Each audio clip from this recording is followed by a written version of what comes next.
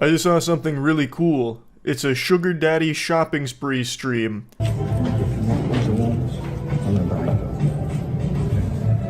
It's about if you want me to have them. It's not about that. Okay. We're gonna take those. Mm-hmm. That's so badass. We'll take them both. What Princess wants, she gets. I'll just go ahead and take a little extra money out of my grandkids' Christmas cards this year. So this dude who looks like someone tried to create David Hasselhoff in the Soul Calibur character creator is the sugar daddy of this streamer, and she did a stream where he just bought her a ton of shit. Wait, I feel like I'm gonna cry. Did you show me? Wow. I'm obsessed. Terry, you have no idea what she just did. Unironically, he might not know what he just did. He is old. He looks like he was around when they first invented chocolate. There's a good chance he forgot that he just bought you this. You shouldn't be taking him to the mall to just buy you a ton of expensive items. You should be getting him some fucking Metamucil. I've made fun of sugar daddies for a long time. I think it's one of the more pathetic things you can do. I have more respect for people that lick public toilet seats clean, to be honest. But seeing it unapologetically streamed here and putting a face to the title, it was just like a new level of sad. This guy throws on the leather jacket, puffs out his chest, and just starts buying his kitten everything under the sun in the hopes that she'll fall in love with him. Even though it's super clear from the stream, she's just using him as a piggy bank, and that's it. And even beyond that, it goes a step further. She's now streaming it, so using him not only as a piggy bank directly, but also as a prop for even more money through her stream. It's also not the first time she's streamed a date with the sugar daddy. She streamed like this entire outing of expensive indulgence, and it seems like she's got him wrapped around her finger. It is a coin block, and she is Mario just jumping and popping all the coins out as often as she can here. Thank you. No. I know, and I've been wanting it for so long. That's what you said. You guys. Oh my god. I can't even believe it. Congratulations. Thank you very much. Thank you so much. Happy holidays. Oh my god. That little glitch in the footage seemed like something straight out of a horror film, like the videotapes from The Ring. But yeah, he'll spend oodles of cash for a quick peck on the lips and a brief hug, and she'll usually laugh about it, look uncomfortable, and then show off the items to the chat. Now, I watched some of the date stream she did with Terry, and then I watched some of this shopping spree stream as well. She actually treats this guy like she's taking care of her senile grandfather. She's helping the customers that are buying shit. He said, where does she go? To the people that are fucking paying. Come on, Terry. I'm gonna start asking other people's boyfriends to buy me shit at this point. Love you, Terry, but come on, bro. A little peek behind the curtain there. Who could have seen this coming? She doesn't actually care about Terry. What? Oh no.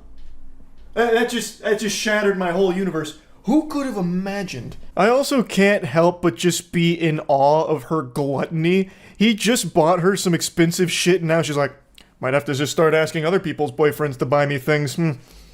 Tick-tock, Terry.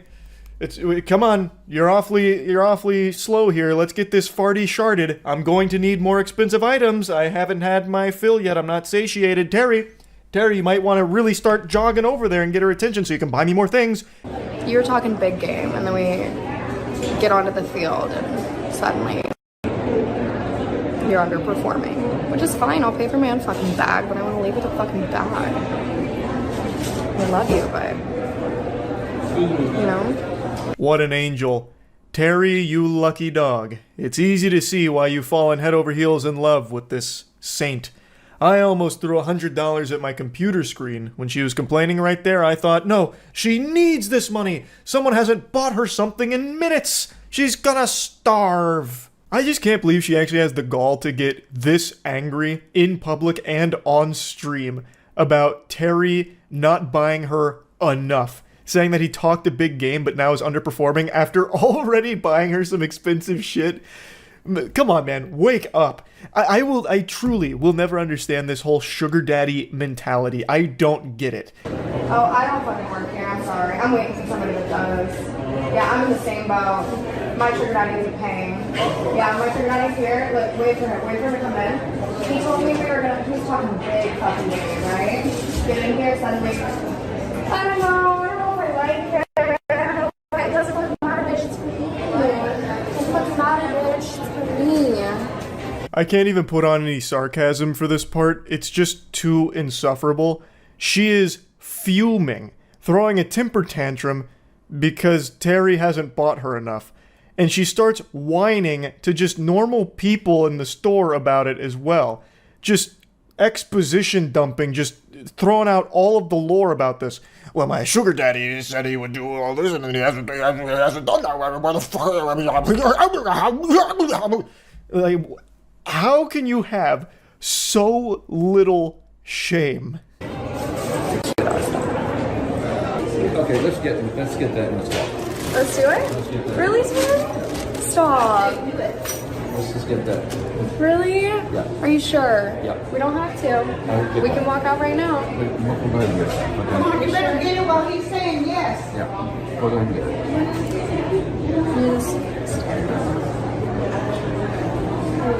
it. It's just so painful. I'm guessing Terry got stun-locked for a bit, fighting with the devil on his shoulder, arguing about whether it's a good idea or not to keep buying her all of these things. He eventually did cave in and buy it for her, but I really get the impression, since he took a little while to think on it, really just let it marinate, let the juices stew, that he doesn't have, like, $1 billion to just be pissing away thousands on a girl who treats him like a fucking zoo animal. Like, it feels to me like this is a guy who's just been really manipulated by this streamer, and now he just keeps spending more and more money to try and make her love him. Of course, I could be very wrong. This could very well be like a superstar sugar daddy with 50 sugar babies, all of whom he's letting suckle from his bosom, his financial bosom. It's very possible that he's got his financial teats and his udders just fucking spurting milk all this money to tons of different women. I have no idea, really. But just the fact that it took him a while to decide to buy this for her makes me think that he really had to consider that financial decision. Let me know if you want me to pay you back.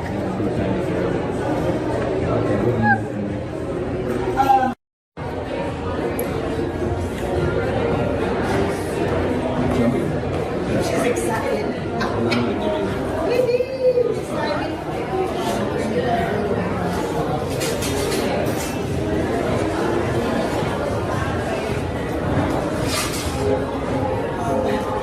Get something right. Thank you so much. Thank you. I'll be right back.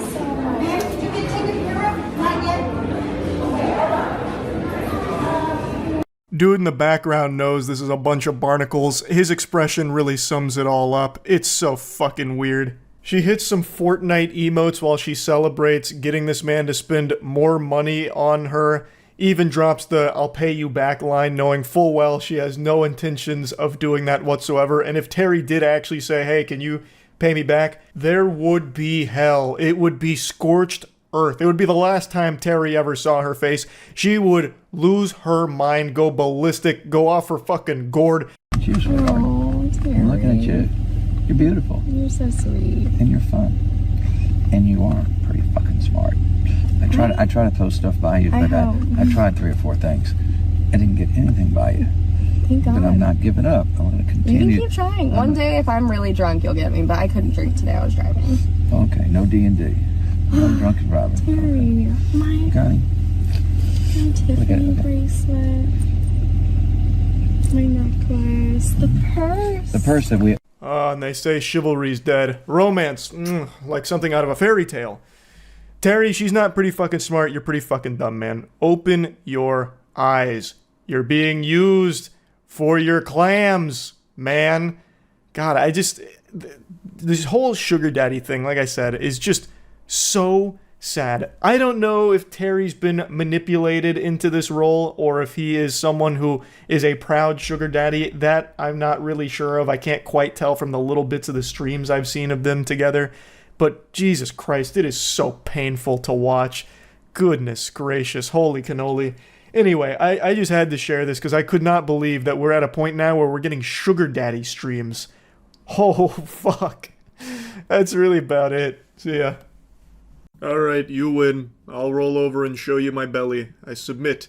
My arm has been getting twisted by tons of people demanding that I speak about the Sydney Sweeney Bathwater soap. Apparently it sold out in seconds. It's taken the world by storm. As the utmost authority on both bathwater and soap, people are turning to my expert analysis here to weigh in on this subject. Obviously, I have my own soap, Cheeky, which is far better than this horse hockey. Cheeky is the best soap in the universe that we've made, but don't just take my word for it. Go to usecheeky.com right now and get some soap for yourself to try it out. It'll change your life for the better. This topic isn't meant to just be a vessel to glaze Cheeky. It's just because I have that, so many people keep emailing about this Sydney Sweeney stuff. So I had to mention it. It's become extremely clear that Sydney Sweeney has teamed up with these schmucks over there at Dr. Squatch just for this big marketing campaign here. Now, I think had she known about Cheeky, we're kind of new to the scene, but had she known about us, she would have been sprinting over here, bearing bathwater, begging to be part of the squad, part of the crew, part of the ship, and we would have embraced that with open arms. And I'm not here saying that we're shutting the door in her face, because I'm sure she's going to make the correct decision and be on the right side of soap history eventually. But for now, she's with Dr. Squatch for these soap bars, and she's kind of like the spokesperson for them at the moment. So anyway, this has clearly been a very successful marketing campaign with the whole Sydney Sweeney bathwater-infused soap bars. Allegedly, it uses some of her actual bathwater and sprinkles it into each bar, and it's medium grit, so the idea is you'll have like those little speckles in there that you'll wash yourself with or worship at your like fucking Hey Arnold bubblegum tribute to Sydney Sweeney in your closet or whatever. This is obviously heavily influenced, I'm going to use that word real loosey-goosey here, by one of the goats of gooning, Belle Delphine's stunts from back in 2019 when she sold her bathwater in jars. Now, Belle Delphine was a pioneer in the industry. If e-girls were athletes, then she's fucking Babe Ruth. She was the great Bambino. She wrote the book on how to hose gooners for their piggy banks. She is like the John Madden when it comes to these plays, and now Sydney Sweeney basically just ripped a page out of that book and tried to replicate that success, and succeeded at replicating it. The bathwater soap bars are apparently selling extremely well. So well, in fact, that there is a secondary market for it on eBay, as there always is for everything ever, from fucking people scalping Sydney Sweeney bathwater here, where they are reselling the soap bars for over $200 a piece. 200 clams for this bathwater soap. And not only that, there are people shamelessly selling pictures of it for $30. I'm just going to say this right now. If you are one of these pathetic souls that spends $30 buying a picture of Sydney Sweeney's bathwater soap bar, you need to be institutionalized right now for your own good. You have got to go straight to Arkham Asylum. Holy shit, that would be the saddest existence on this planet if you go to eBay and spend 30 doubloons on a fucking picture of Sydney Sweeney's bathwater soap. That is the lowest you can ever sink as a human being. Maybe you can honestly look at this as something inspirational. No matter how bad you feel about yourself or whatever you're going through, maybe your self-esteem's in the shitter, just know you are not as pitiful and worthless as the people that are going to spend $30 on a picture of Sydney Sweeney's bathwater soap bar. And that should uplift your spirits on the spot. Interestingly enough, Sydney Sweeney claims that this was actually her idea to use her actual bathwater in the soap bars. She said, "I think it's more fun to see everyone else talk about it. I pitched it. You kept asking about my bathwater after the Dr. Squatch ad, so we kept it." So she is claiming that this was her brainchild here with these soap bars, and I was a little disappointed to see that she didn't give credit to Belle Delphine. I feel like there is no way this is just a big old coinky-dink. I don't think that it's, just pure happenstance that she is also using bathwater for the soap. I feel like she must have at least heard about the Belle Delphine bathwater, because that has become ingrained in, internet culture as part of, the epitome of gooning. Like, when you reach terminal gooner, melted core, DEFCON 1 goon status, that has always been propped up. I feel like she must have heard about that, or maybe someone at Dr. Squatch maybe even like mentioned it in passing and she thought it was a cool idea. I just find it a little hard to believe that it had nothing to do with the path Belle Delphine blazed, the trailblaze that she made back in 2019. But I do think it is possible because her ad, she was in a bathtub, so maybe she's like, oh, this would be kind of silly to take this bath water and put it in the soap bars to market it to people that are like desperately salivating over me. It's possible, but I do think it's unlikely. I want to briefly compare this bathwater soap to Belle Delphine's biological weapon from back in the day. So with the soap, I obviously don't have it on hand. I didn't purchase any, I didn't attempt to or anything like that, but just having soap that has bathwater apparently in it, they claim that it's there. There's of course no scientific way of proving that whatever bathwater presence there was actually graced by Sydney Sweeney's ass or anything like that. But taking them at their word, you're getting a bar of soap with that in it. So I'm assuming that it's going to still be like functional as a bar of soap. Belle Delphine's bathwater was concentrated bathwater extract in a jar. So you couldn't really do anything with it besides just appreciate it for the safety hazard it was. I guess if you were brave enough, you could chug it, like you could drink it and give yourself E. coli if you really wanted to. But once again, there was never any like hard concrete way of proving that what you got shipped even back then was actually Belle Delphine's, pussy water, And you can't do that here either. Though I do remember from back in 2019, if I remember correctly, she had like filmed herself bathing with the water and jarring it. I don't think the same was done here for the soap bars from Sydney Sweeney. I don't know if you get like a certificate of authenticity with every bar as well as proof where she has like a video of her in lab goggles and a syringe extracting the bath water and then using it in the saponification process for the bar making. Couldn't tell you. All I know is that the products bear very similar DNA. Whereas Belle Delphine's was more expensive, you probably got more bang for your bathwater buck. In this case, you get like microscopic amounts of Sydney Sweeney's bathwater, allegedly. So, I'm not here to try and sell you one way or the other on Belle Delphine's ancient bathwater brew versus, the most recent one with Sydney Sweeney. I was just, giving you my perspective as someone who's seen both of these unfold in real time. Something I found interesting, though, is just how closely history repeats itself. When Belle Delphine did this back in 2019, it was very controversial. It led to a huge conversation where everyone was, like, debating and, like, furious about the whole thing, like, getting mad. And now that Sydney Sweeney's doing it with the soap here, even more people are, like, upset about it, and it's apparently very controversial. Because now she's, like, an actual actress. She's like a full-blown celebrity, whereas Belle Delphine was more of like the e-girl celeb, so it was a little more niche. Sydney Sweeney opens this gooner degeneracy, Pandora's box to a lot more people that were maybe previously unaware. So this has become even more controversial than the Belle Delphine bathwater, which I found really interesting, because I thought a lot of people would look at this and just kind of write it off as like, been there, done that, kind of lame, the novelty's worn off.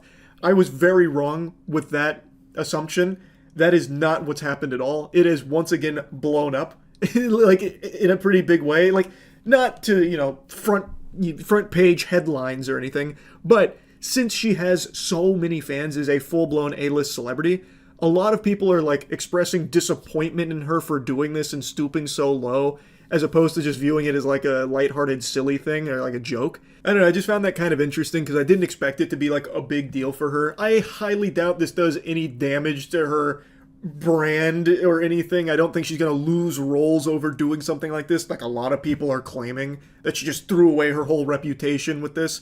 I think that is severely exaggerated.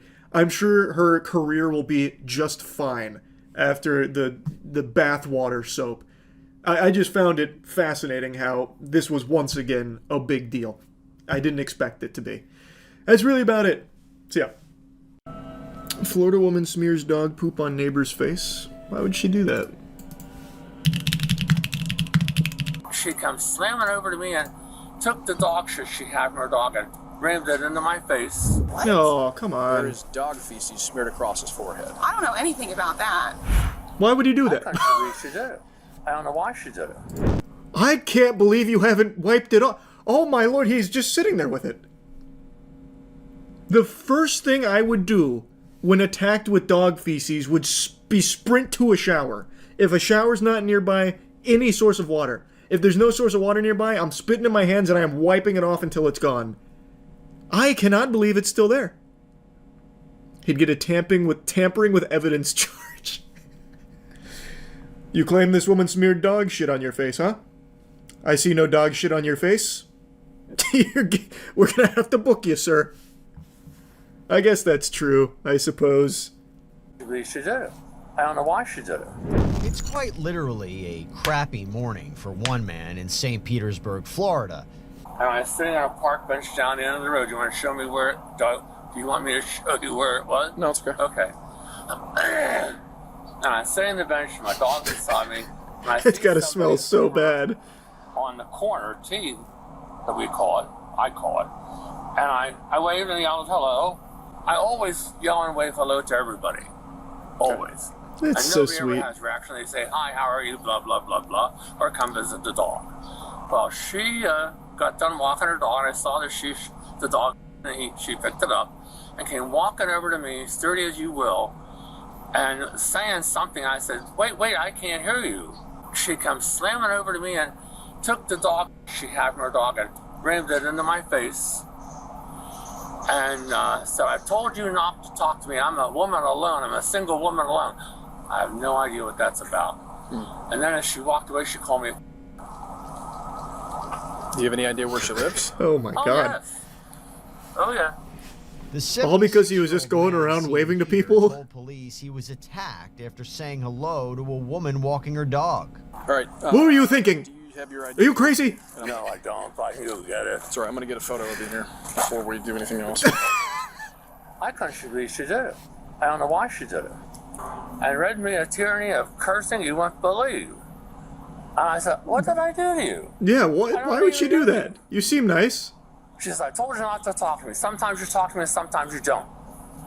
A couple times after that, simply because I say good morning to everybody. And then this morning... This guy sounds like Ned Flanders out here. Over there. What's she wearing today? Honestly, all it is, I'm a woman, young, by myself out here. He has yelled at me before several times, 7 in the morning, just yelling hello. And I told him, I said, hey, I said, I don't know you, you don't know me. I said, don't yell at me.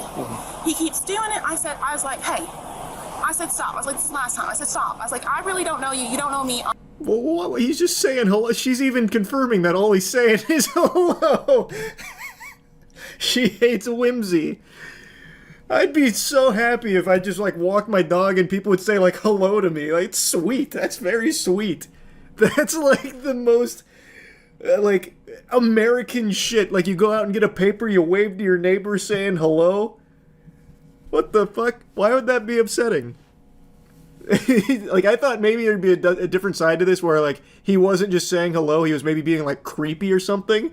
But she's like, he says hello to me. And I'm like, don't do that. What the fuck? That's sad.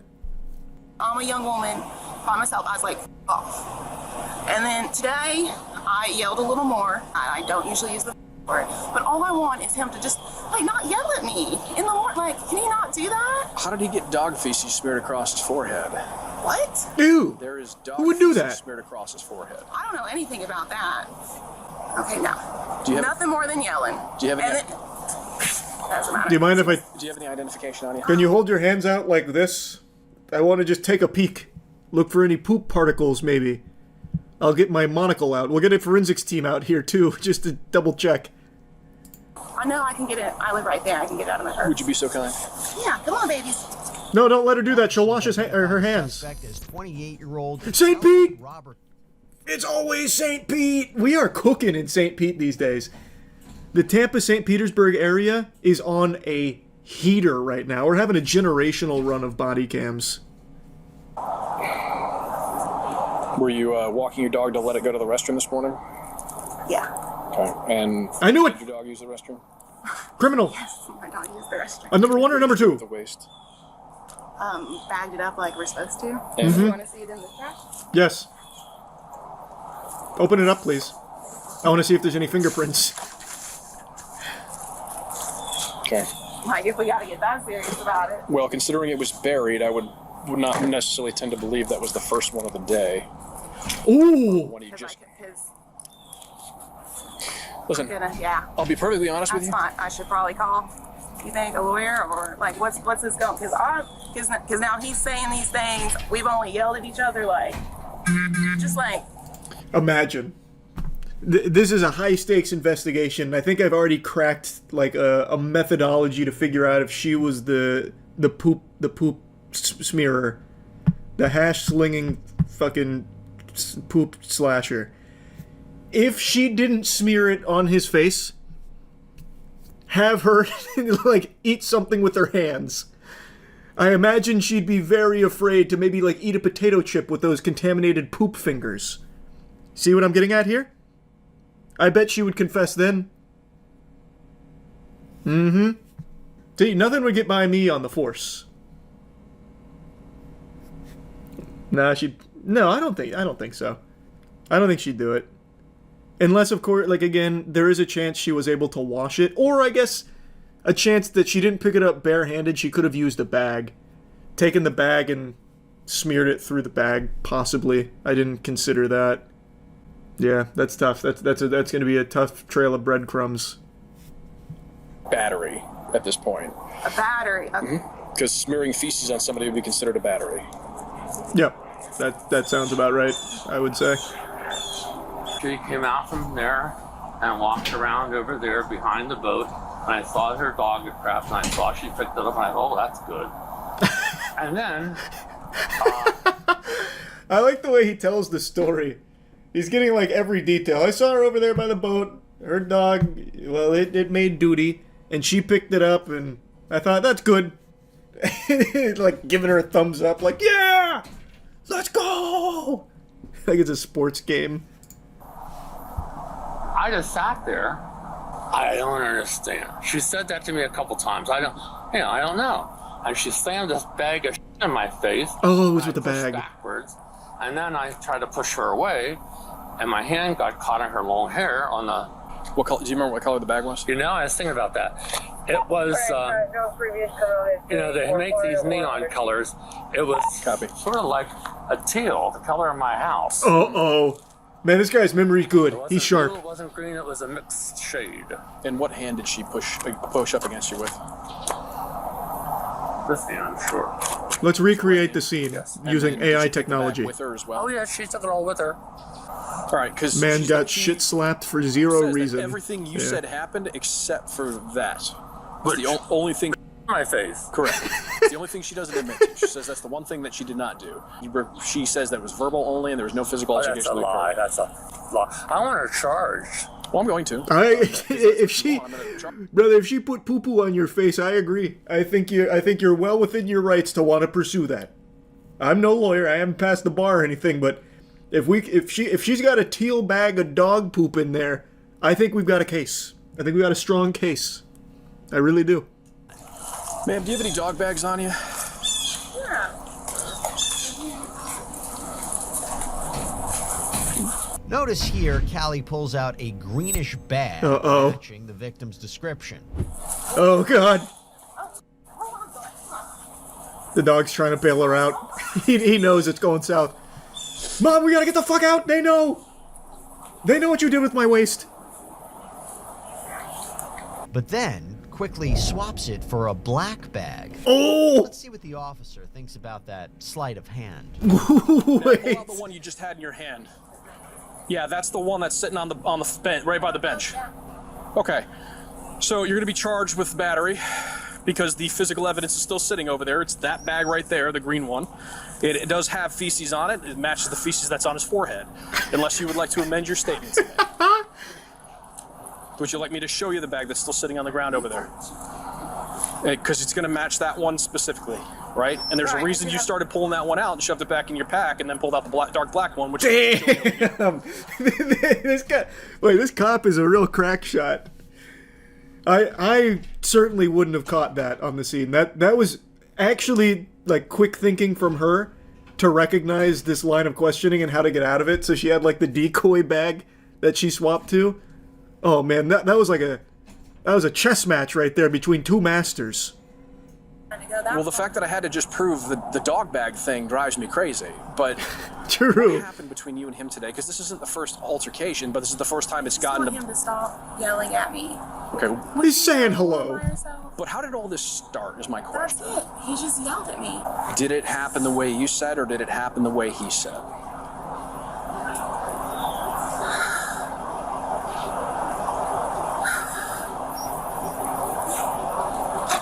I think we all know what happened. No. Ma'am, I need to know. Did No. you smear feces in his face with a green bag that you have in your pack? It can't be. Ah! The unthinkable. Good Lord, sir, go wash your face off. We're done here. We got her. All of a sudden you see like a fucking police chopper fly in from the back. In Pinellas County, we have something called adult diversion, right? He's 76. A 76. What the fuck is that? Dog poop? I mean, Vandalism? regardless of what happened. Biological warfare? And I held the dog up and I said, don't say hello to me anymore. And he's trying to get on my hair. And I put the dog in. It was simultaneous. I'm not going to sit here and say I didn't do it first or he did it first. But it... If you're really looking for the specifics of that, you closed the distance to him where he was in a seated position. He was in a position of disadvantage as you walked up to him at that point. Damn. This officer. This dude's ran the simulations in his head thousands of times. He's seen it all unfold. He was basically there. He was a third party. You may not have seen him, but he was there in the shadows. He watched it. You sit back. This is probably what he wanted. This is why he kept yelling at me. He wanted me to get to this point. Now that I really think about it, I'm stupid. What kind of anime plot is that, lady? He says good morning to you. This was his plan all along. He was 10 steps ahead of me. He knew one day I'd crack and smear dog shit in his face, and that's what he wanted. That's why he's still sitting over there with dog shit on his forehead. Ask him why he hasn't washed it. It's all part of his nefarious scheme. It's a badge of honor. He knew by saying good morning I'd lose it. Or his name's Brian. Brian. Okay. All right, I gotta call your mom, and she's got to get it. He's using the mind's eye to its full potential. True. You can call your mom and let her know. No, okay, nothing in you. Man, he went ultra instinct on this case. I was so impressed.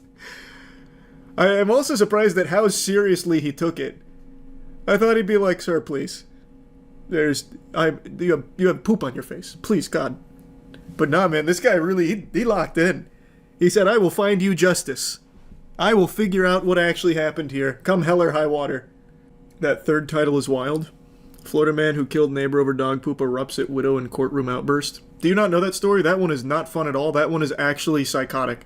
What happened is there was a dispute because a neighbor's dog had taken his shit, and I think it was on the other guy's property. They had an argument. The guy kills him in cold blood. Goes to court, gets sentenced, then he calls the guy a bitch. Says that he was like crying at the end when he killed him. He had no regret.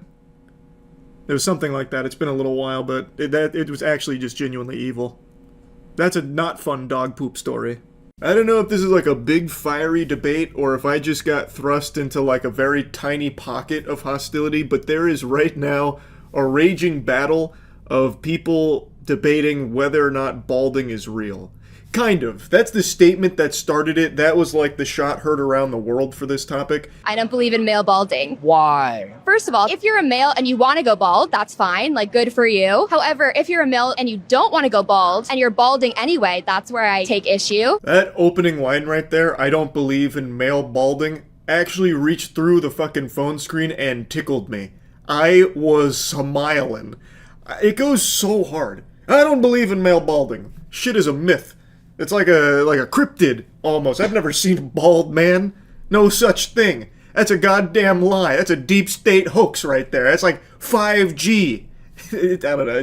I love that. It just slaps. It's not exactly what she's saying, but it's how she lays the foundation. The point she's making is that she believes that balding is a solved problem. And if there's anyone who is bald without wanting to be bald, it's due to their laziness. It's fundamentally what she's getting at. She's saying, like, if you're bald and you choose to be bald, yippee, good for you, she says.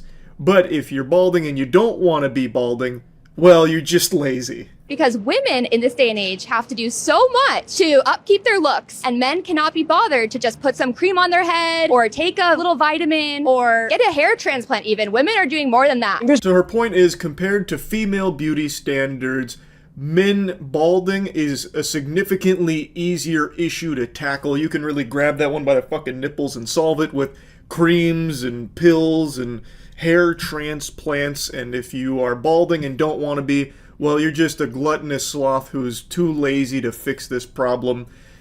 And that's kind of the gist of it.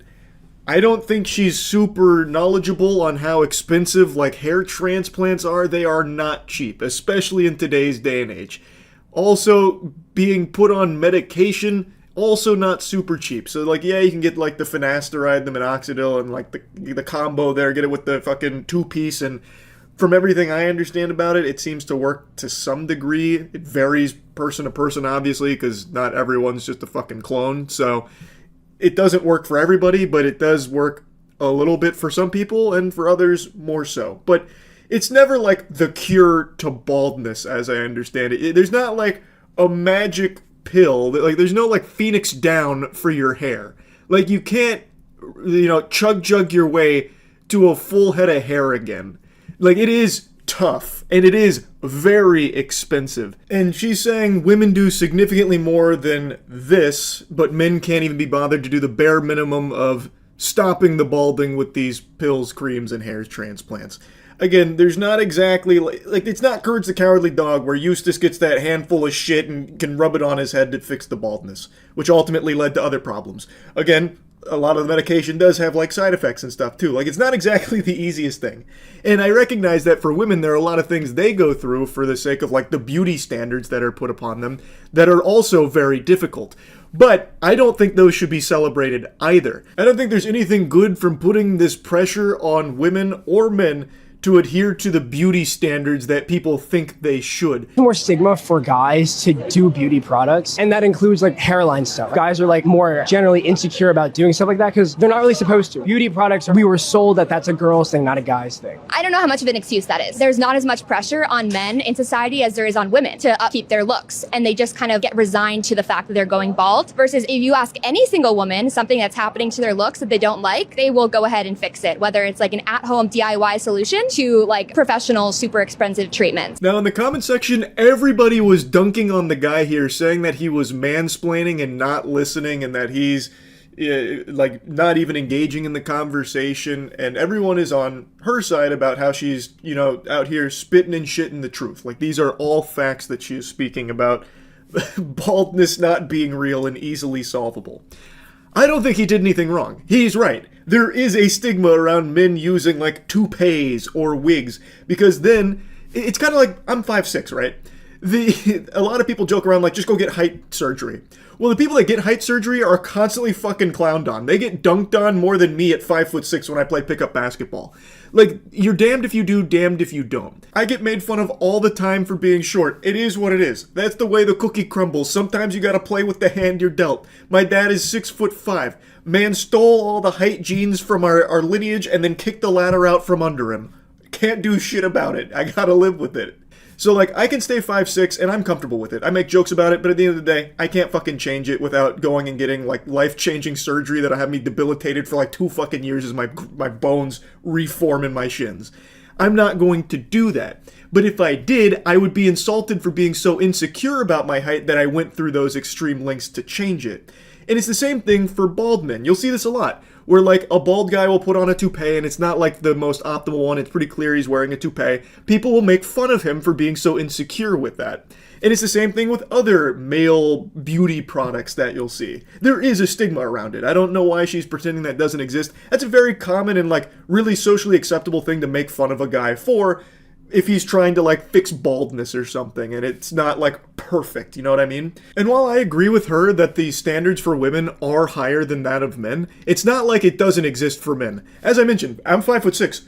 There are innumerable women that want nothing to do romantically with a guy my size, petite, fun-sized men like me. And that's okay. Like, it is what it is. Like, I understand that. Like, but the point is, there is a pressure on men, at least to some degree, to a lesser degree than women, but it is there. And what she's reinforcing here is the idea that men have to continuously adhere to an ever-increasing pressure on beauty standards, which is very similar to what women have gone through for a long time. And I think both of these things here are not good. Like, it's not something to encourage and, like, pump your fist about as, like, a celebratory thing. I think it's a bad direction. So the guy's not saying anything wrong here. I don't know why he's getting spit on so much in the comment section. He's just saying, like, hey, you know, there's like a stigma that exists around it, so not every guy's going to be all gung-ho and like enthusiastic about going and spending thousands upon thousands of dollars on creams and pills that aren't super efficacious, as well as spending thousands and thousands of dollars on a potential hair transplant that might not work super well or might not look all that great. Like, it's tricky, and it's a tough situation to be in. And to her point about female beauty standards and how much women go through to uphold, like, the female beauty standards that have been put on them for so many years now, she's not wrong in that perspective. But I don't know why it has to be a battle. I don't know why she needs to now start shaming men for not conforming to male beauty standards that are being put upon them. Like, yes, there are significantly more for women, but it's not like men are just allowed to be slobs forever. In fact, I don't know how many of you remember this, Don Tolliver just took a picture with, or had his picture taken with his girlfriend once, and the entire internet was insulting him for like 3 full days about how ugly he is and how shameful it is for her to be with him. And Don Tolliver, I don't even think is like a really unattractive looking guy. Like, there is still a pressure on men to look good, because they will also be insulted. That is the way the entire culture of, like, beauty has shifted, where everyone is expected to uphold, like, crazy standards, right? Now, of course, I do think it is still more for women, but it's not like it's non-existent for men. And I don't think balding is some kind of fabrication, some kind of made-up concept in that it's an easily solvable problem. It's not. And I also think that it's very hypocritical of her to take this stance that bald men are lazy by not going through all of these procedures to try and fix it, because women will go through tons of procedures for things they don't like. So like BBL or something, or a boob job. But I would also argue that men that are trying to tell women that they need to fix their flat ass, or like small titties aren't real, you're just lazy, are equally in the wrong for having that perspective. Like, if this video was completely flipped, then it was some frat bro sitting there going like, yeah, bro, I actually don't believe in A-cups. Like, honkers of that size, I think are just, like, actually made up, make-believe. Like, just go get a boob job. Like, go take some biotin or something. Like, I'd equally be clowning on him for that perspective, too. Like, enforcing those kind of beauty standards and insulting people that don't, like, conform to it, I think is a bad thing. Like, for women and for men. Girls have a lot of pressure to be valued based off their beauty, and guys have a lot of pressure to be valued more on how useful they are. And so guys kind of have an excuse. Like, Jeff Bezos does not have to have hair if he doesn't want to, because he has all the money in the world. I know what you mean, but like, I wouldn't want to be with Jeff Bezos. He's old. What advice do you have for people that are dating? If they're wearing a hat, it might mean they're balding and self-conscious about it. So I would press and see if they're doing anything about that. I love that signing off advice from her right there. If you're with a guy who's wearing a hat, this is a clear indicator that there might be some balding under there that he's very self-conscious about, so poke the fuck out of it. Make sure to interrogate, and if necessary, rip that hat right off and reveal the magician's secret underneath. There could be a chrome dome, and then you need to ask, well, what's he doing about it? I don't know, to me that just really rubs me the wrong way, because again, if you flip this, let's say it's a guy saying like, if you're with a girl who's wearing baggy pants, it might be a clear indicator of a not being super cheeked up. There might not be enough cake under there. So make sure to, like, press her on it. Like, what's she doing about that? Are you hitting squats? Are you getting a BBL anytime soon? Like, what's the regimen to fix this? That's just as bad. Like, I think this whole idea of these beauty standards being forced upon women and men are just getting even more out of control in the current climate, and it's just a complete race to the bottom. I'm very surprised to see how much support there was behind her statements, because I find it to be kind of hypocritical, but again, this is a debate that I don't know how big the topic is. I just find it very odd now, where she's coming out here and, like, shaming dudes for being insecure about balding, but then not fixing it. Like, there are so many extenuating factors that could play into that for why they can't fix it. Like, maybe they have tried all the creams. Maybe they've spent tons and tons of money trying to combat this problem to no avail.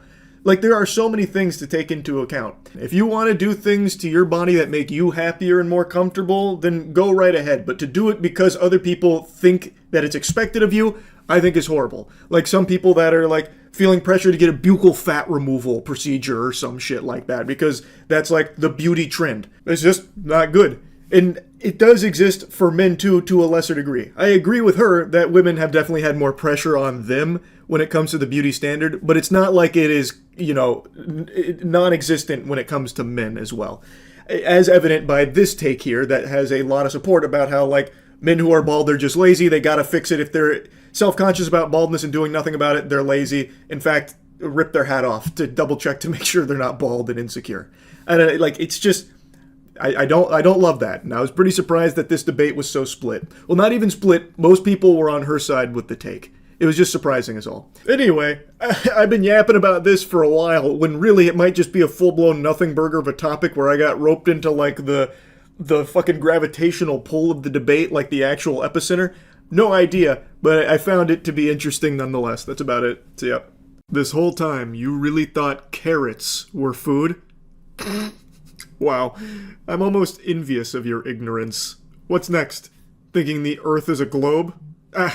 I don't mean to be rude, I'm not trying to giggle at your naivete, but come on. Carrots? Food? Imagine. What is this, the Magic Treehouse or something? It's ridiculous. Yeah, you know that thing Bugs Bunny's eaten in the cartoons for like 100 years? The beloved orange carrot, as it's so called? Not real. Make-believe. Fake. What it actually is birth control. And luckily, we have a highly intellectual mind that's bringing us back to common sense when it comes to this poisonous menace. Carrots.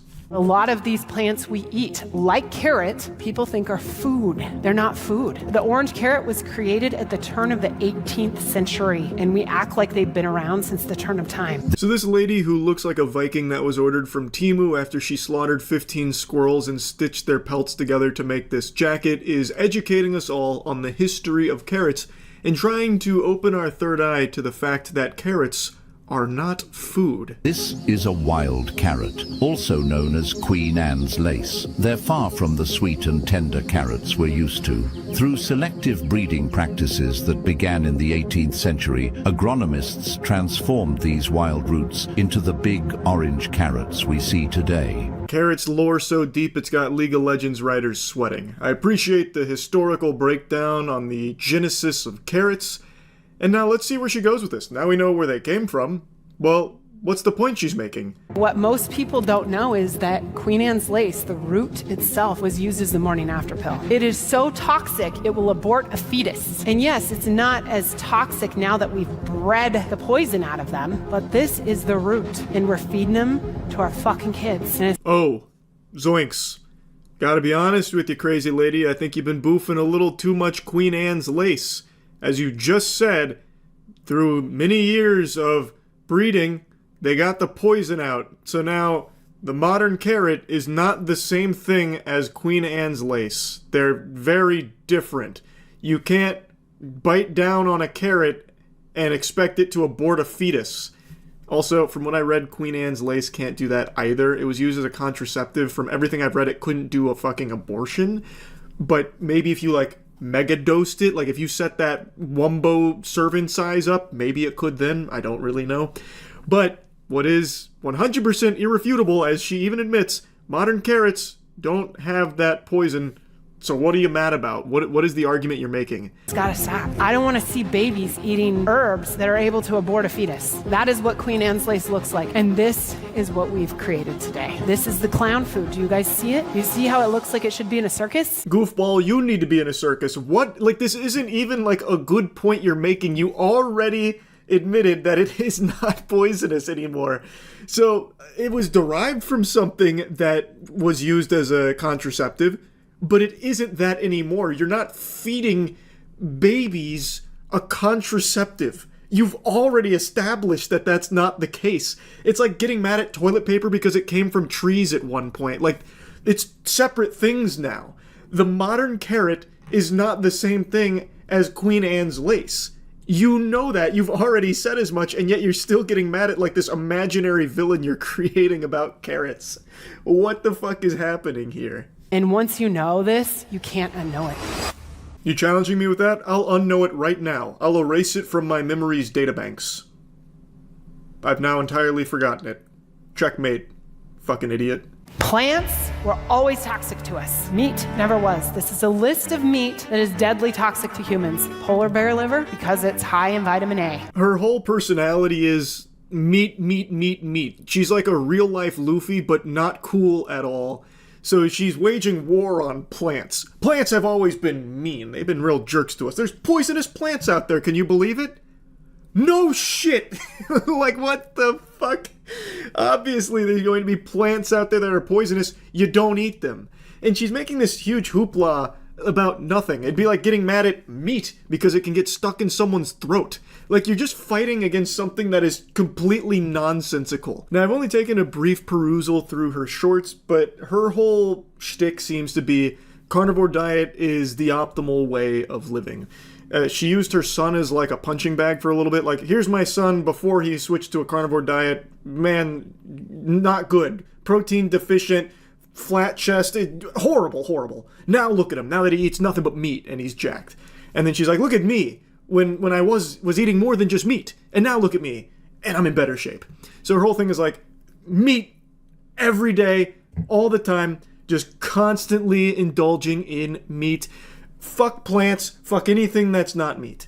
That's her whole thing. And I know carnivore diets have blown up in popularity recently, but it's become like a full-blown religious movement. I don't care if you're on the carnivore diet, go for it. A lot of people see a lot of good benefits from it. But her seminars have me giggling with the way she tries to encourage people to get it, and the way that she's like talking about plants as if she's some kind of, you know, being that achieved nirvana by seeing the truth of plants. It's very silly. I also have seen her taking shots at like vegans, for, like at least a little bit, and she kind of just does the same thing but for meat. Like, it's her whole personality. It's all she talks about is being a carnivore, the primal body.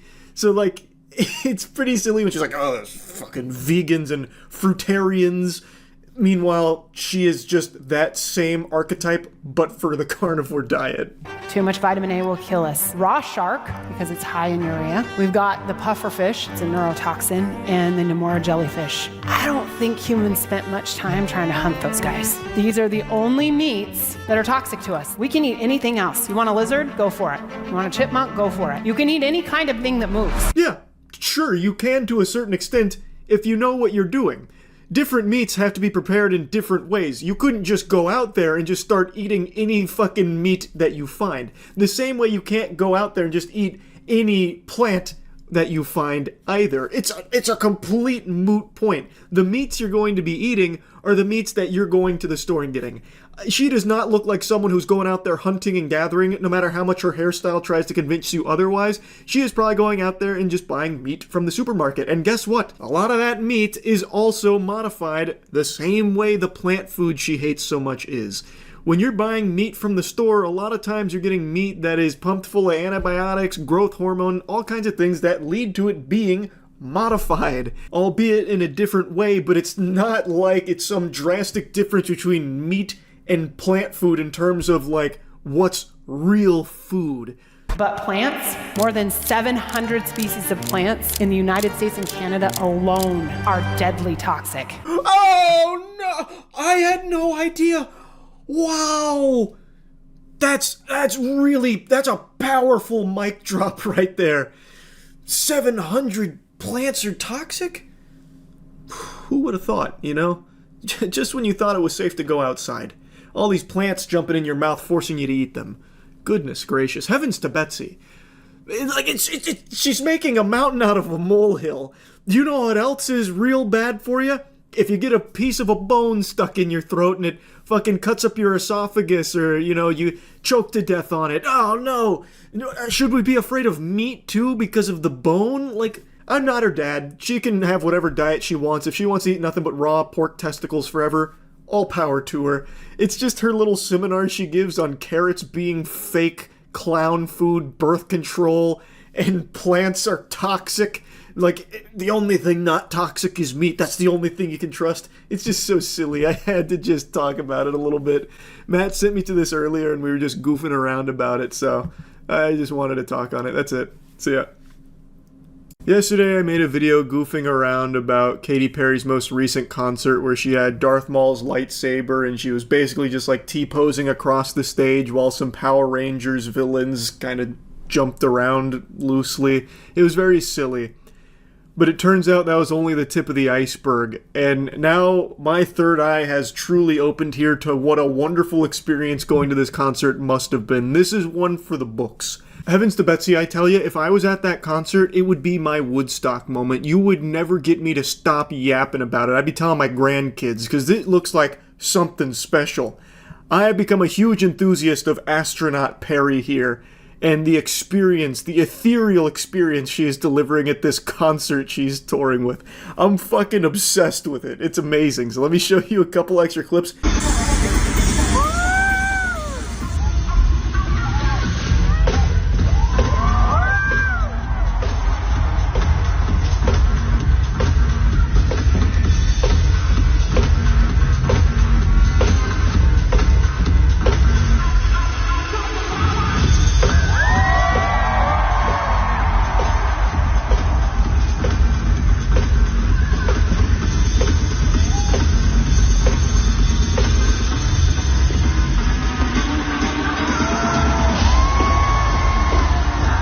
What you just witnessed was performed in front of an arena filled with people that paid to be there to see it. It doesn't get better than that. That is an unforgettable moment. Christmas came early. Santa Claus couldn't deliver something so perfect. She's got the power of the Allspark on her side to deliver moves like that. She literally hits a Peter Griffin death pose on stage. Yeah, how?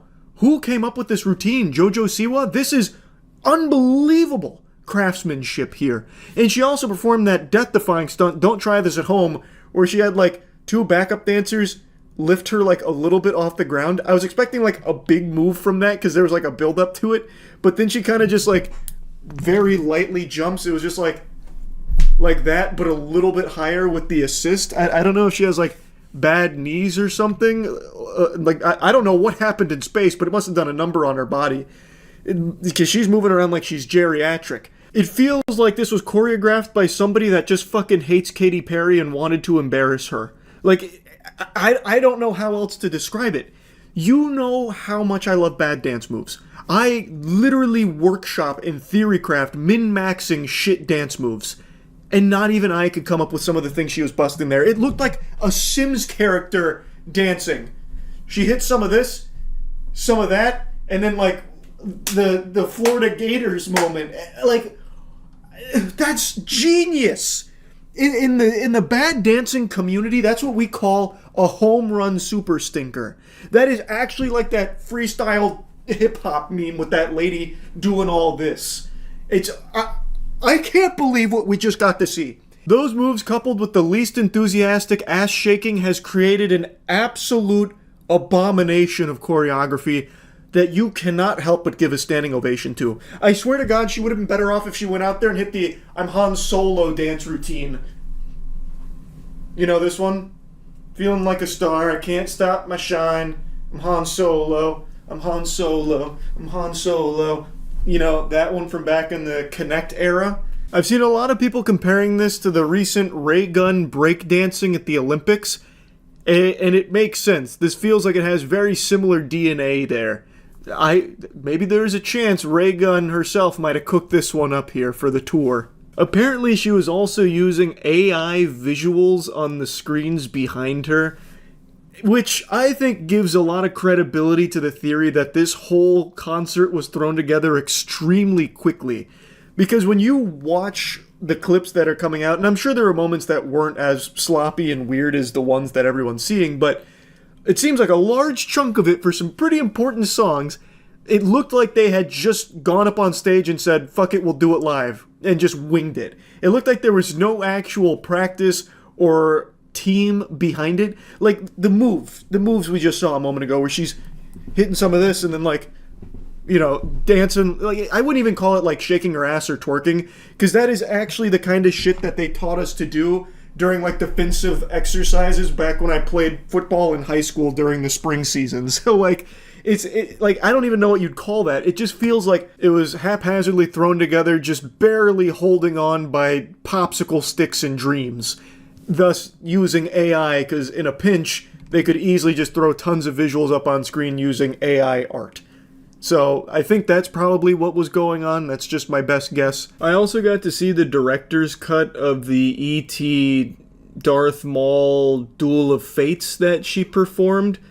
I don't feel like doing an a cappella cover of it again. Maybe at some point I'll revisit it and remix it with DJ Khaled or something, but for now, I'm just gonna go ahead and keep it muted and just showcase a little bit of this amazing moment. So this is the end of the song here after she's defeated some of the space ninjas and other aliens out there. She's basically like fucking Commander Shepard out here and protecting us from the Reapers.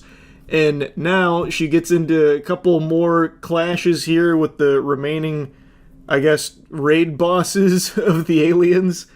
And unfortunately, it's about to cut off here, but they bring out this, like, long tube at the end, which I think is supposed to be like a wormhole or something. But for some reason, I couldn't find that video anymore. There's been a ton more clips floating around since I made that video yesterday.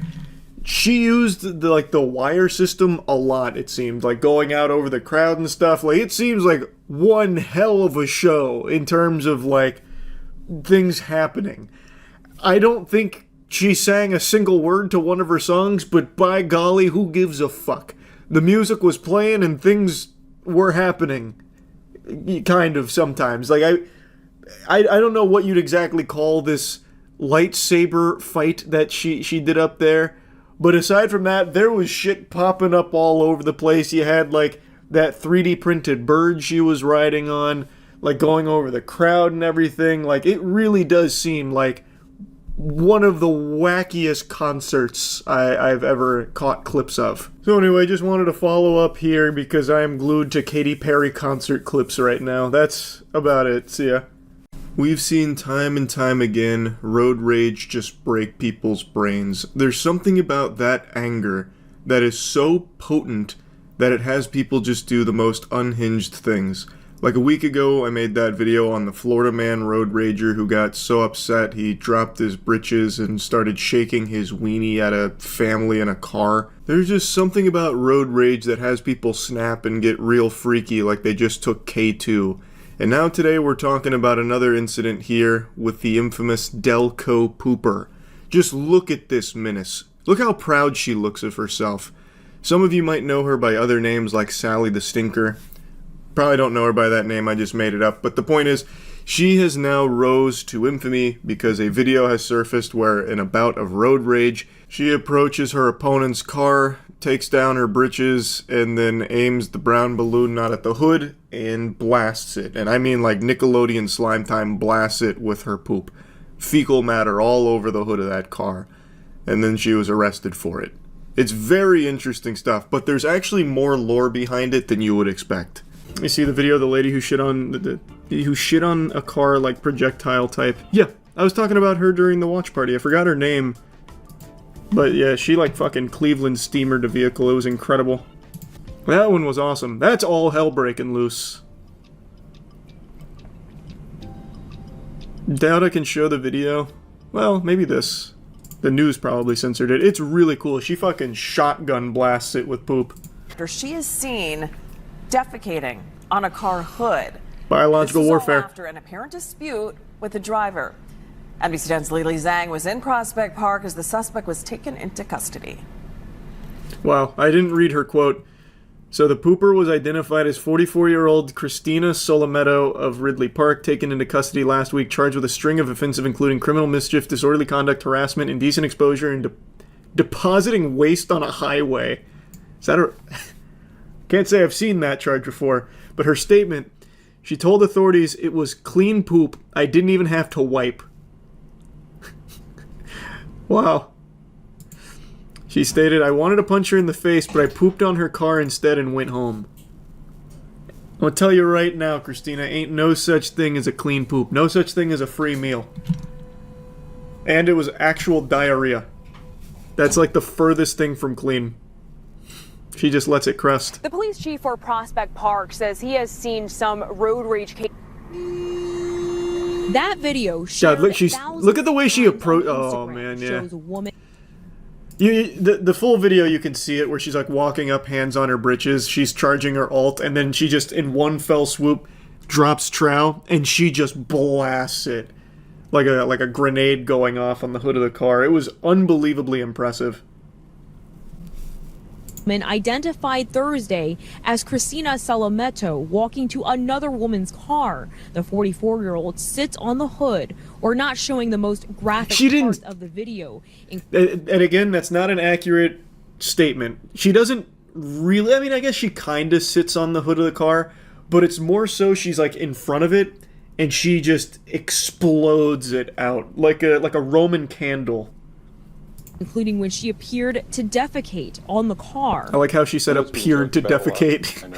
We're not sure what it was. Puns, innuendo, and the same sense. Like, to be able to poop on a car like that was impressive, but it was disgusting. That's what I'm saying. It's crazy. She had to go. Thanks, Pat. Christina, do you have a comment? Salameto was brought to the Prospect Park Police Department Thursday in handcuffs, offering no remarks. What is the charge? She faces a number of charges, enjoying a shit, a succulent runny poop, depositing waste on a highway. The recognition a town gets over this kind of thing, and sometimes this is how it presents. You got to see the video where they arrest her. Someone asked her what she ate that day. Oh, they got boots on the ground for the actual arrest itself too. Alright, I gotta watch that then. I highly encourage you to check out the video. It's one of the more impressive uses of the human colon, I would say. Can you tell us what happened? The lady chased me. She chased me and I asked her that's what's happening. That is 44-year-old Cristina Salameto being There is no regret on that face. police car, but you may know her by this now viral video. Police say the Ridley Park mother is the woman. Look at how quickly she gets in and out. This one's censored a little more generously. She's in and out in like 10 seconds, and she does all the dirty deeds immediately. The speed is impressive. Like, honestly, everything about it was about as best it could go for her. As she was getting arrested, Salameto says, I have a sickness. She didn't elaborate on the sickness, but the bizarre case has now gotten international attention. Not the kind this police... Wonder what sickness that is. That's a blunderbussy. Well, that's certainly one word for it. I'm sure we'll hear that nomenclature used in court when an expert witness is called to the stand. People can shit in a thunderbox, however, not on a car when they gotta go. Where's the justice? The hell is even that? What is a thunderbox? People can shit in a thunderbox. Oh, here we go. Yeah, I got it. Can you tell us what happened? The lady chased me. She chased me and I asked her that's what's happening. She chased you? I have a sickness. Oh, that's the whole thing. You said she chased you? Yeah, she chased me. And I got out and begged her to stop. Better to do this in the her side of the store. Yeah, I love that. This is biased! You haven't even heard Delco Pooper's side of things! What do you... Stop it! You can't possibly form your opinion on a 44-year-old woman shitting on the hood of a car without hearing why she did it. The plot has been getting thicker every day. A reporter just discovered she's a foot fetish OnlyFans model, and he legit asked her if he's willing to make scat porn for him. The article is called We Spoke with the Delco Pooper. What? Oh, here, is it from, Philly Magazine? Oh yeah, here. Wait, is this it? Must be. We spoke with the alleged Delco Pooper. I like how it's alleged as if there's someone else that might have been responsible for the shitting. We don't know if it was her or not. We're not positive. Though she did openly admit to it. And we have her on camera doing it. Could have been anyone, though. Maybe a frame job. My timing was a little off last night. Phone rang just before 5 p.m. Missed the call. It turns out it was from Cristina Salameto, woman charged with being the Delco Pooper. Sent her a message earlier in the day when I learned her identity, but before court records confirmed it, she called me via FaceTime from her Facebook account under Christina M. Shithead. What? Well, that's also her Instagram handle. Maybe she really does have a sickness. Maybe she is like an actual scat fetish performer or something. Imagine you trace her origins back to like 2 Girls, 1 Cup or something. I reached out to her again later in the evening. She wrote back, "I'm lawyered up." This suggests she wasn't going to say anything else, but then she had another thought. "I was not the angry one." She's referring to the other party in the road rage incident. Well, no one ever claimed she was angry, just that she was shitting. So she runs an OnlyFans account named Neen, with the handle Neen's Toes. You can subscribe for $8 per month. From her OnlyFans description, "Hello fans, Neen here. Now I'd love to show you my pretty toes decorated with your favorite color nail polish. Sometimes decorated in jewelry. Tiptoe with me and you'll see. Come with my feet and toes on a fabulous journey beyond your wildest dreams. We'll also take special requests. Don't be shy, just ask." Huh. Wait, this is real fucking journalism. I felt like it was not only ethical, but indeed my avowed journalistic duty to get to the bottom of this. "Regarding your OnlyFans account, I know that some women on OnlyFans specialize in scatological porn." I texted the accused Delco pooper. "Given the events of your week, I was wondering if that's something you delve into." A brief pause and then, "You want me to fucking shit on you? I want 5K and I'm bringing a bodyguard." Okay, the bodyguard's not necessary. You really think someone that likes to get shit on is going to be like a threat? That's going to be like the most weak-willed human being of all time. That is a broken human being. What an interesting twist. So if someone asked you to shit on them, you would go alone. I'd probably bring a friend, just because it'd be so silly. But I don't know about a bodyguard.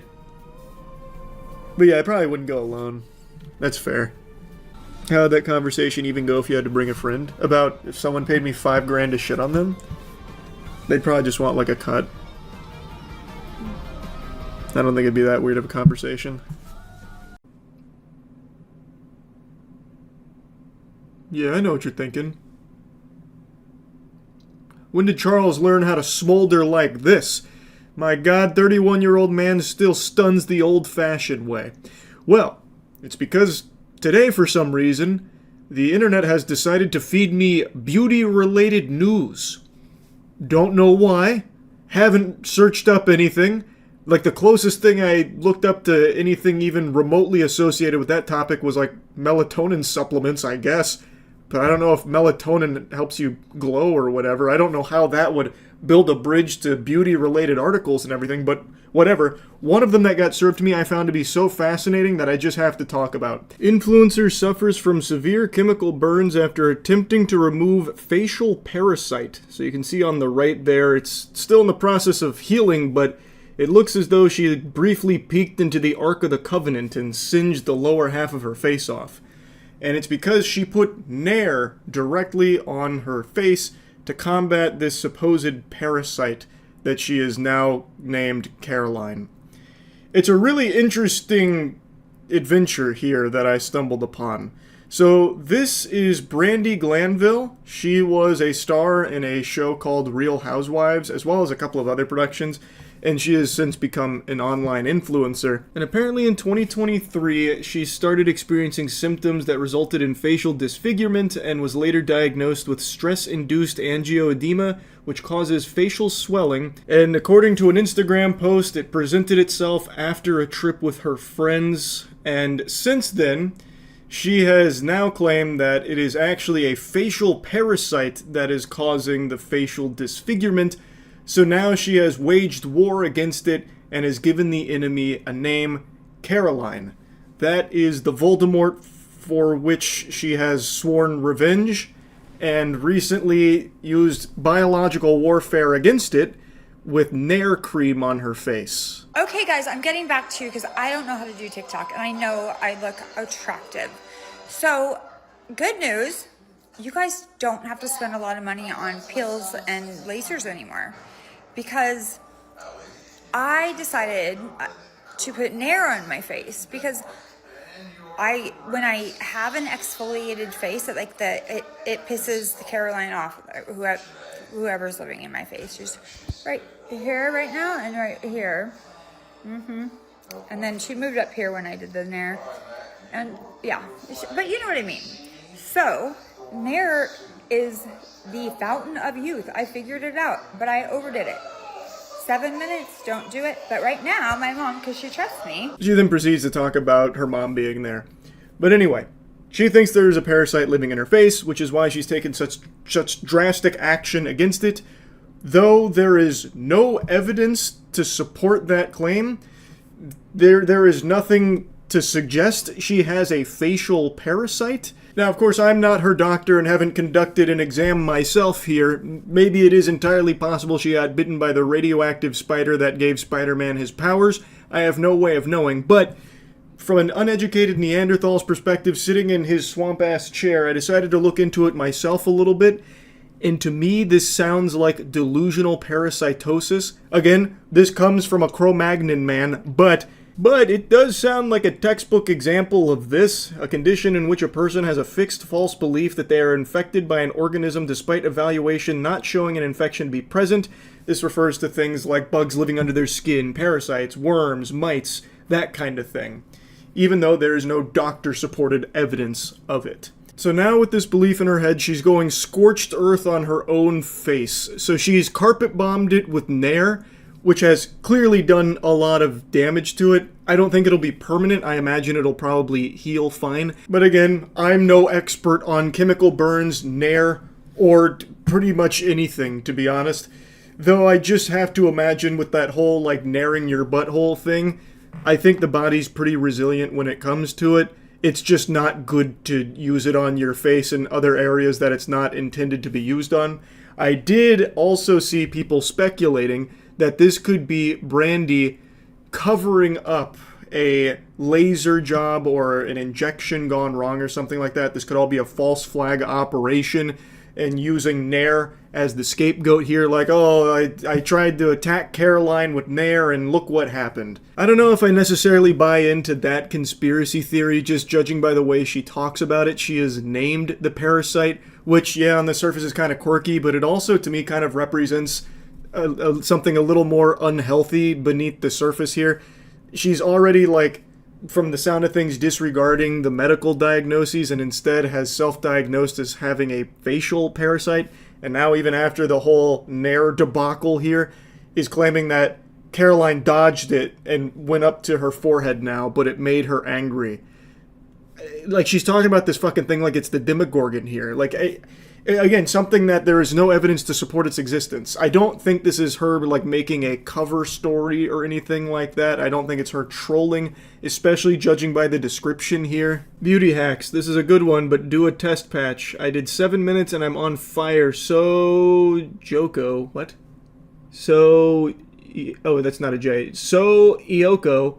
Don't to 7 minutes. It also burned the loose skin off my arms and it's $7. Mix up some aloe vera, cucumber, and black tea, put it in the freezer, put it in the spray bottle, and once it's cold enough, spray all day because I'm in some pain. Reading it in my head, it didn't clock with me just how messy that description was. Reading it out loud was painful. That was like fucking reading Haunting Adeline out loud. I had a hard time getting through that. It was all over the place. That actually read like unhinged scribblings. But what she is saying here is that she has found Nair, used it, but was too aggressive with it, but still is preaching about Nair as like a good thing to try for like exfoliants in like chemical peels, when it's not a good thing for that at all. But she's even giving a tutorial like, I did 7 minutes, but don't do that. Instead, use aloe, cucumber, black tea, freeze it, and then spray it, and you're good to go. Do not follow that advice. I urge you not to make the same mistake she did of like narrowing all of your sensitive spots. You're gonna not have a good time. I'm gonna tell you right now, you're gonna be singing the blues on it, I bet. But the reason I'm even mentioning the description here is none of this leads me to believe that she's taking the piss. None of this seems like it's her making a joke or something. She is like actively trying to give advice on like using Nair on your face, which is a bad thing to do. I do think this is a case of delusional parasitosis, and when I looked up Brandy Glanville plus Caroline to see like if the name had any meaning, turns out it does. It seems like she named this facial parasite that she believes she has after a real person, Caroline Manzo, who filed a lawsuit against Bravo, which was a station where this show was airing, Real Housewives. Caroline filed a lawsuit against Bravo for sexual harassment and assault that she allegedly experienced from her co-star Brandi Glanville. I couldn't believe the depth of the lore here, so I went even deeper into the rabbit hole. I then even checked out bits and pieces of the podcast, and then I also read this article which covered more of the podcast, where Brandi was talking more in depth about it all. She was opening up about how hard her life has been since the allegations from Caroline Manzo were made public. She revealed that she had contemplated suicide during it, also opened up about her facial disfigurement. She maintains her innocence, that she didn't do any of the things that Caroline is claiming, but she apparently lost several jobs, including one lined up in Australia. And she said, "And then I lost my looks at the same time. I literally at 51 started OnlyFans because I didn't have income for 6 months and I was like going through my savings. I was making good money and then my face started being crazy." She was apparently using a mask to hide her face, but then the fans over there were asking that she not use the mask. At the time she didn't have a diagnosis. Eventually she did get the diagnosis, but now, fast forward to today, she now believes it's actually all caused by a facial parasite, which she is battling with Nair, giving herself severe chemical burns on her face now to try and fight against the supposed parasite. This was a wild ride. Again, I don't know what I did to make the internet algorithm think that I wanted to be fed beauty influencer related news and articles. Maybe it knows I hit 31 and it thinks that I need to start doing things to take better care of my looks. I have no clue what it's trying to suggest, but I'm kind of happy this one floated across to me because this was one hell of a thing to learn about. Don't put Nair on your face, though. A lesson to all out there. That's really about it. So yeah. I'm shocked! I cannot believe Twitch is actually finally making bot busting a priority on the platform.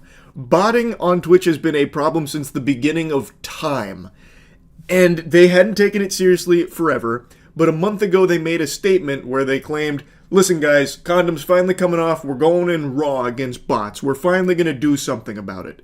And I was excited, like that's something to celebrate, but I kind of thought they were just looking to score some good boy points online, like some brownie points, because Twitch's reputation been kind of in the shitter recently.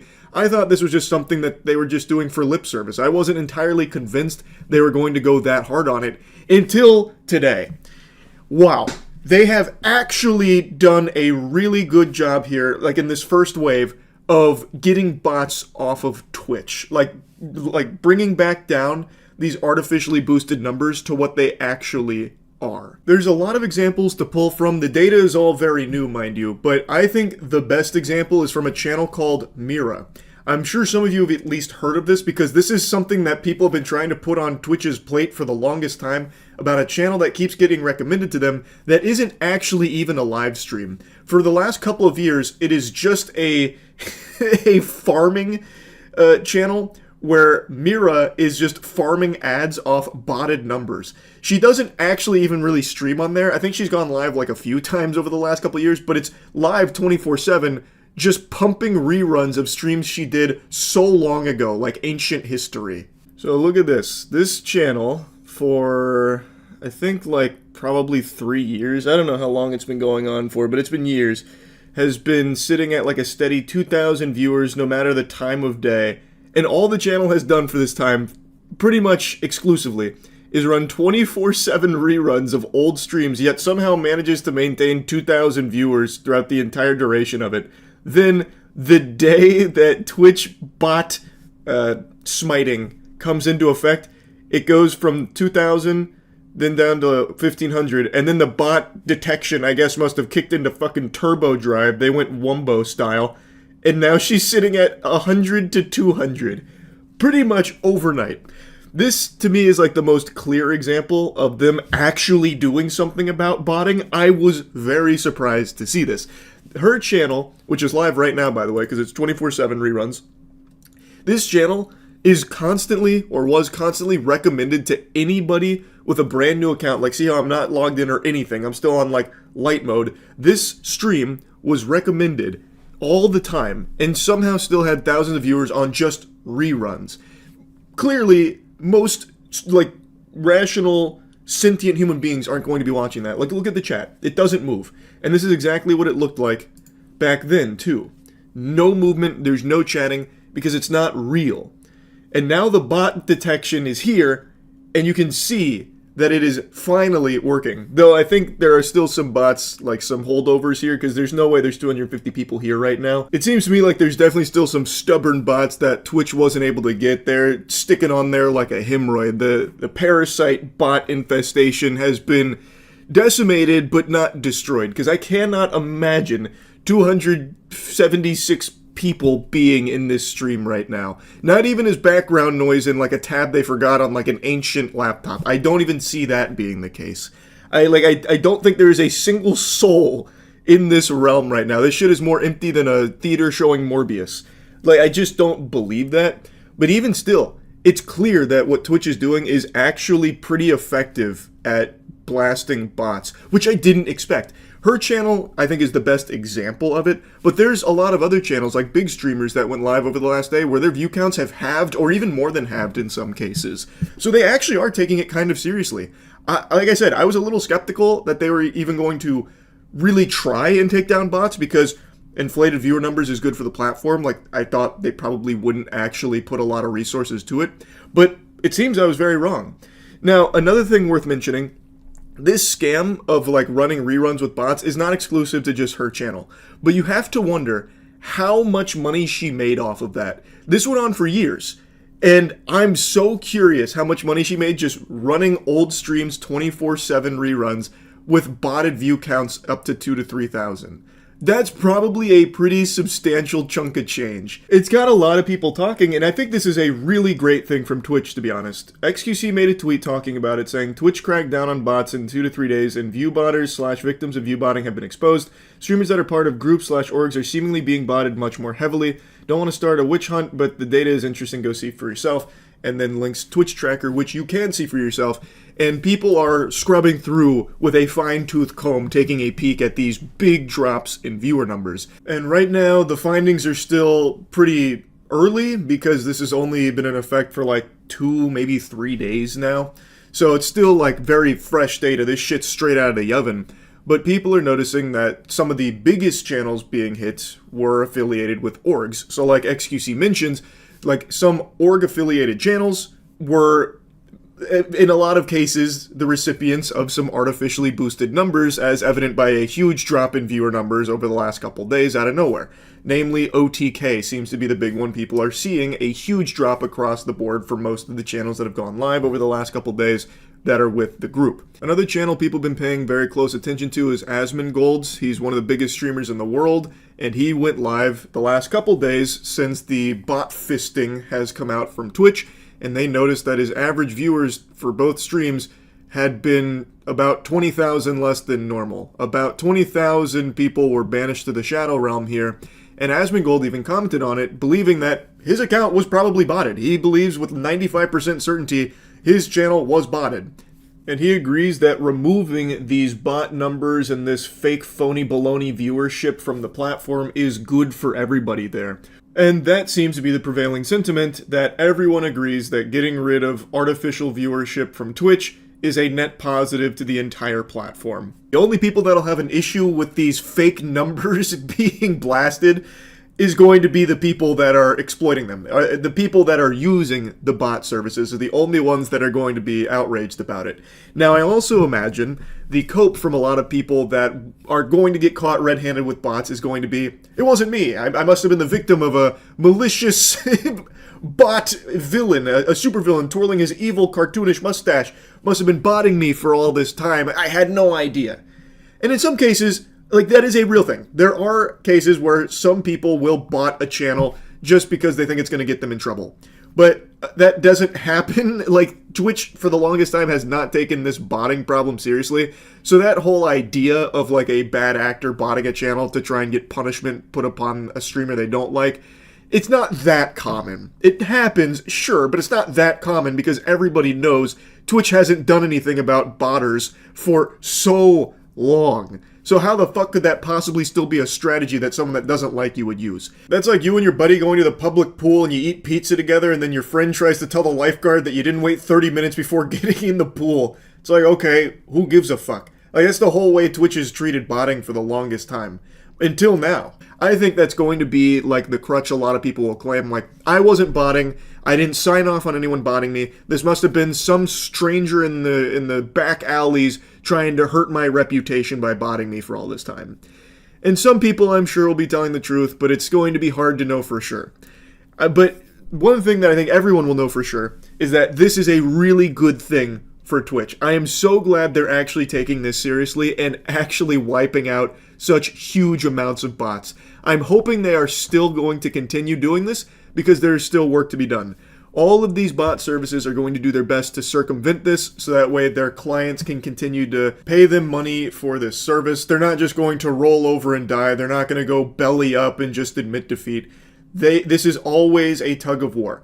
They are going to come up with new ways of trying to evade Twitch's detection, and I'm hoping this isn't just like a one-time thing where Twitch blew their whole load here on this bot blast. I'm hoping they will continue to allocate resources to fighting against the upcoming bots that are going to be, no doubt, surfacing soon. But either way, this is a great step in the right direction, and I hope it continues. Just wanted to yap about it a bit. That's it. So yeah. JoJo Siwa. Even just saying her name elicits a involuntary response from your body, having your face kind of like crumple up like you just ate a warhead or something really sour. Because you always know when JoJo Siwa's name comes up in conversation, it's something embarrassing.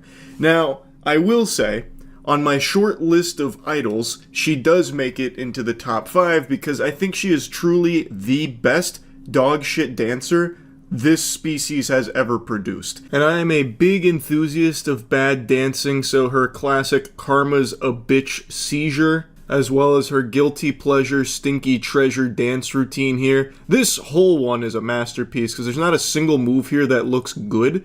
Especially this finale, this is by far my favorite part where it's kind of like some kind of monster walk. That's like a walk cycle a rubber hose cartoon would use when a villain shows up to the scene. But the point is, I love bad dancing, and no one does it worse than she does. Many of you know, I'm actually somewhat of a pioneer myself, the creator of the classic Where's My Hug At, and I've actually been in the lab cooking some new stuff. I don't have a name for this yet, but it kind of combines the Habbo Hotel dance animation with a little bit of like robotic Roomba maneuvers, so you can do like little circles with it. But I'm already getting lost in the sauce. I'm not here to talk about JoJo Siwa's dancing. I'm here to talk about her scamming.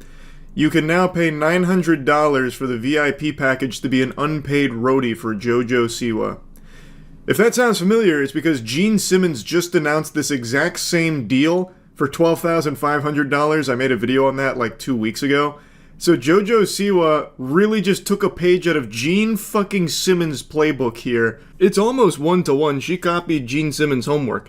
So here's what you get for the VIP package. The Dream Guest experience. You get 1 general admin ticket. You can watch the show from any designated audience area of your choice.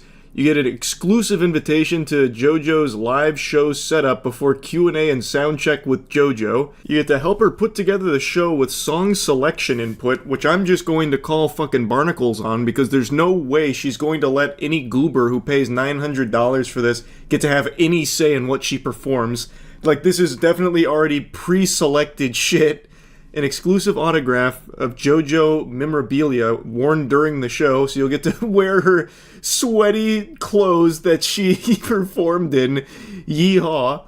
Access to her pre-show sound check and a Q&A. A pre-show meet and greet and a photo opportunity in front of the VIP backdrop, so that way everyone will know you wasted $900 so they can shoot spitballs at you and make fun of you. VIP exclusive merch, a commemorative VIP laminate and lanyard, early entry into the building with priority access, pre-show merch and shopping opportunity, a VIP host. So you're not just working for free, unpaid labor, you are paying to have the privilege of working for free for JoJo as a roadie. It's a beautiful scam, it really is, and I actually think there will be people that make this purchase. I just have a strong hunch that there actually will be some pitiful souls out there spending $900 to get fucking shit-stained breeches that JoJo wore during the show and setting up the show for her for free. But maybe I'm just being a Scrooge. Let's hear it from JoJo herself as she tries to sell us on this dream VIP package experience, because maybe there's more to it than meets the eye.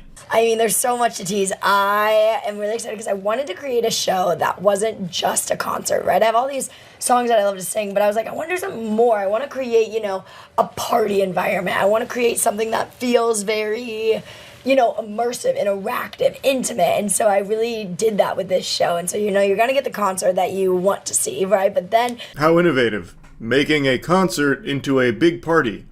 AKA... what concerts kind of already are in the first place. This is a bunch of mumbo-jumbo here. This is gobbledygook.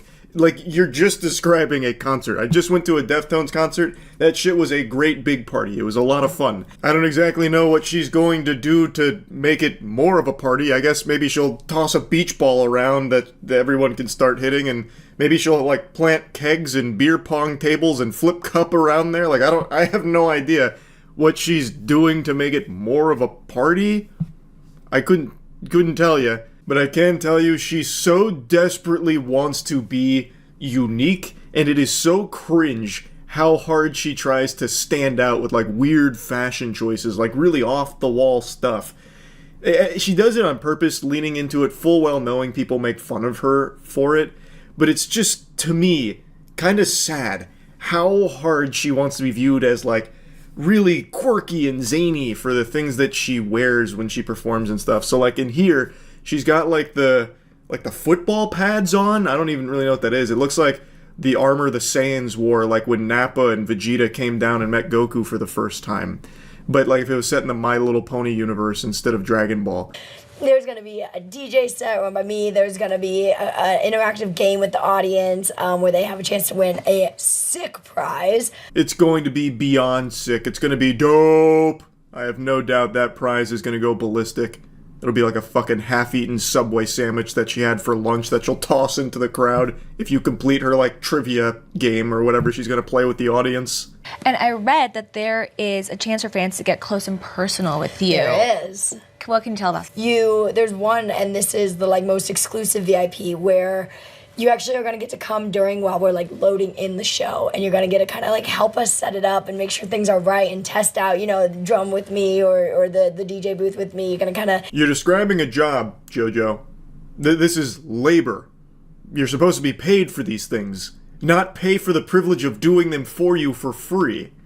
It's an interesting proposition. Gene Simmons really did just blow open a whole new door for insufferable assholes to exploit their fans here for these VIP packages. I don't know if this was common before Gene Simmons, but I'm pretty confident JoJo saw that from Gene and said, I want to do that. Like, I feel like that's where this spawned from. That's just a hunch, though. Get that. Then we're doing another one where you just get an exclusive backstage tour. We're doing this fun thing where you get a little bit of show memorabilia. So there's different things that are used within the show that we will replace every night. And so we will give that to those top tier. We're calling them dream guests on my show. Like dream guests on my podcast, but dream guests on my show. The title makes sense. These are dream guests. These are the most brainwashed drones you could find that will actually pay you tons of money to work for you for nothing in return. I guess, other than, of course, maybe like some grease-stained clothes that were worn during the performance. That's enough, I guess. But, yeah, hearing her describe it, I'm still not sold on the value. Still don't think that's worth 900 clams to go work for free for the JoJo Siwa tour. Now, I got a little curious. She is coming to Tampa, and I was tempted to buy the $900 package just to see what that's like. I wouldn't pay $12,500 to move around Gene Simmons' oxygen tank and get fucking coffee for him while he berates me and demands that I change his diaper, but I would consider paying $900 to help set up JoJo Siwa's song selection and fucking, I don't know, the sound check and bring in all the equipment or whatever else was described there. Like, that would almost be worth it as a joke, But I don't think I'll actually do it. It just seems like the joke immediately loses its luster when I show up there and just get put to work. Like, I paid for this package. Now I'm working fucking 6 hours or 8 hours, however long it is to set this up. And then all I get to do is listen to music I don't like. She doesn't have a single song that I could even, like, wiggle my finger to. And I get cursed with some kind of special grade cursed item that she wore during the performance. Like, it just... The idea of it is silly, like paying to do that as a joke, but actually doing it, I would be so ashamed. But I just wanted to mention, I looked it up, she is coming to Tampa, and I thought about it for a second. So yeah, I think this is a terrible VIP package. I don't think it's a good idea, I'll be honest with you. That's really about it. So yeah. Are you mad right now? Do you want to be? I saw a video today that was pretty infuriating.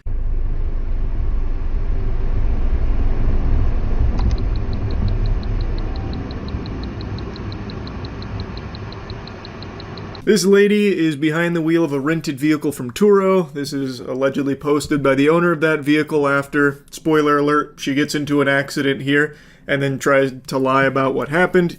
This was posted in response to that to show what actually happened, and if you've got some keen peepers on you, the astute observers may have noticed she's texting while driving. But to be honest, I don't even think that's accurate to say because she is doing more texting than driving, so she's like occasionally splicing in some driving between her texts.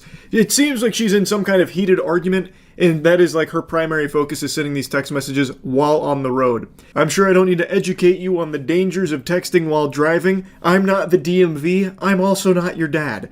I imagine most of you know that, and this is one of the most egregious examples of texting while driving I've ever seen.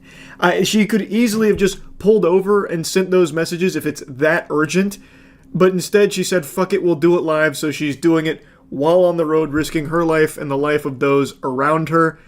I guess she's really got places to be in those messages. That's of, like, fucking utmost importance. If you're not first, you're last. If you're not pooping, you're shitting.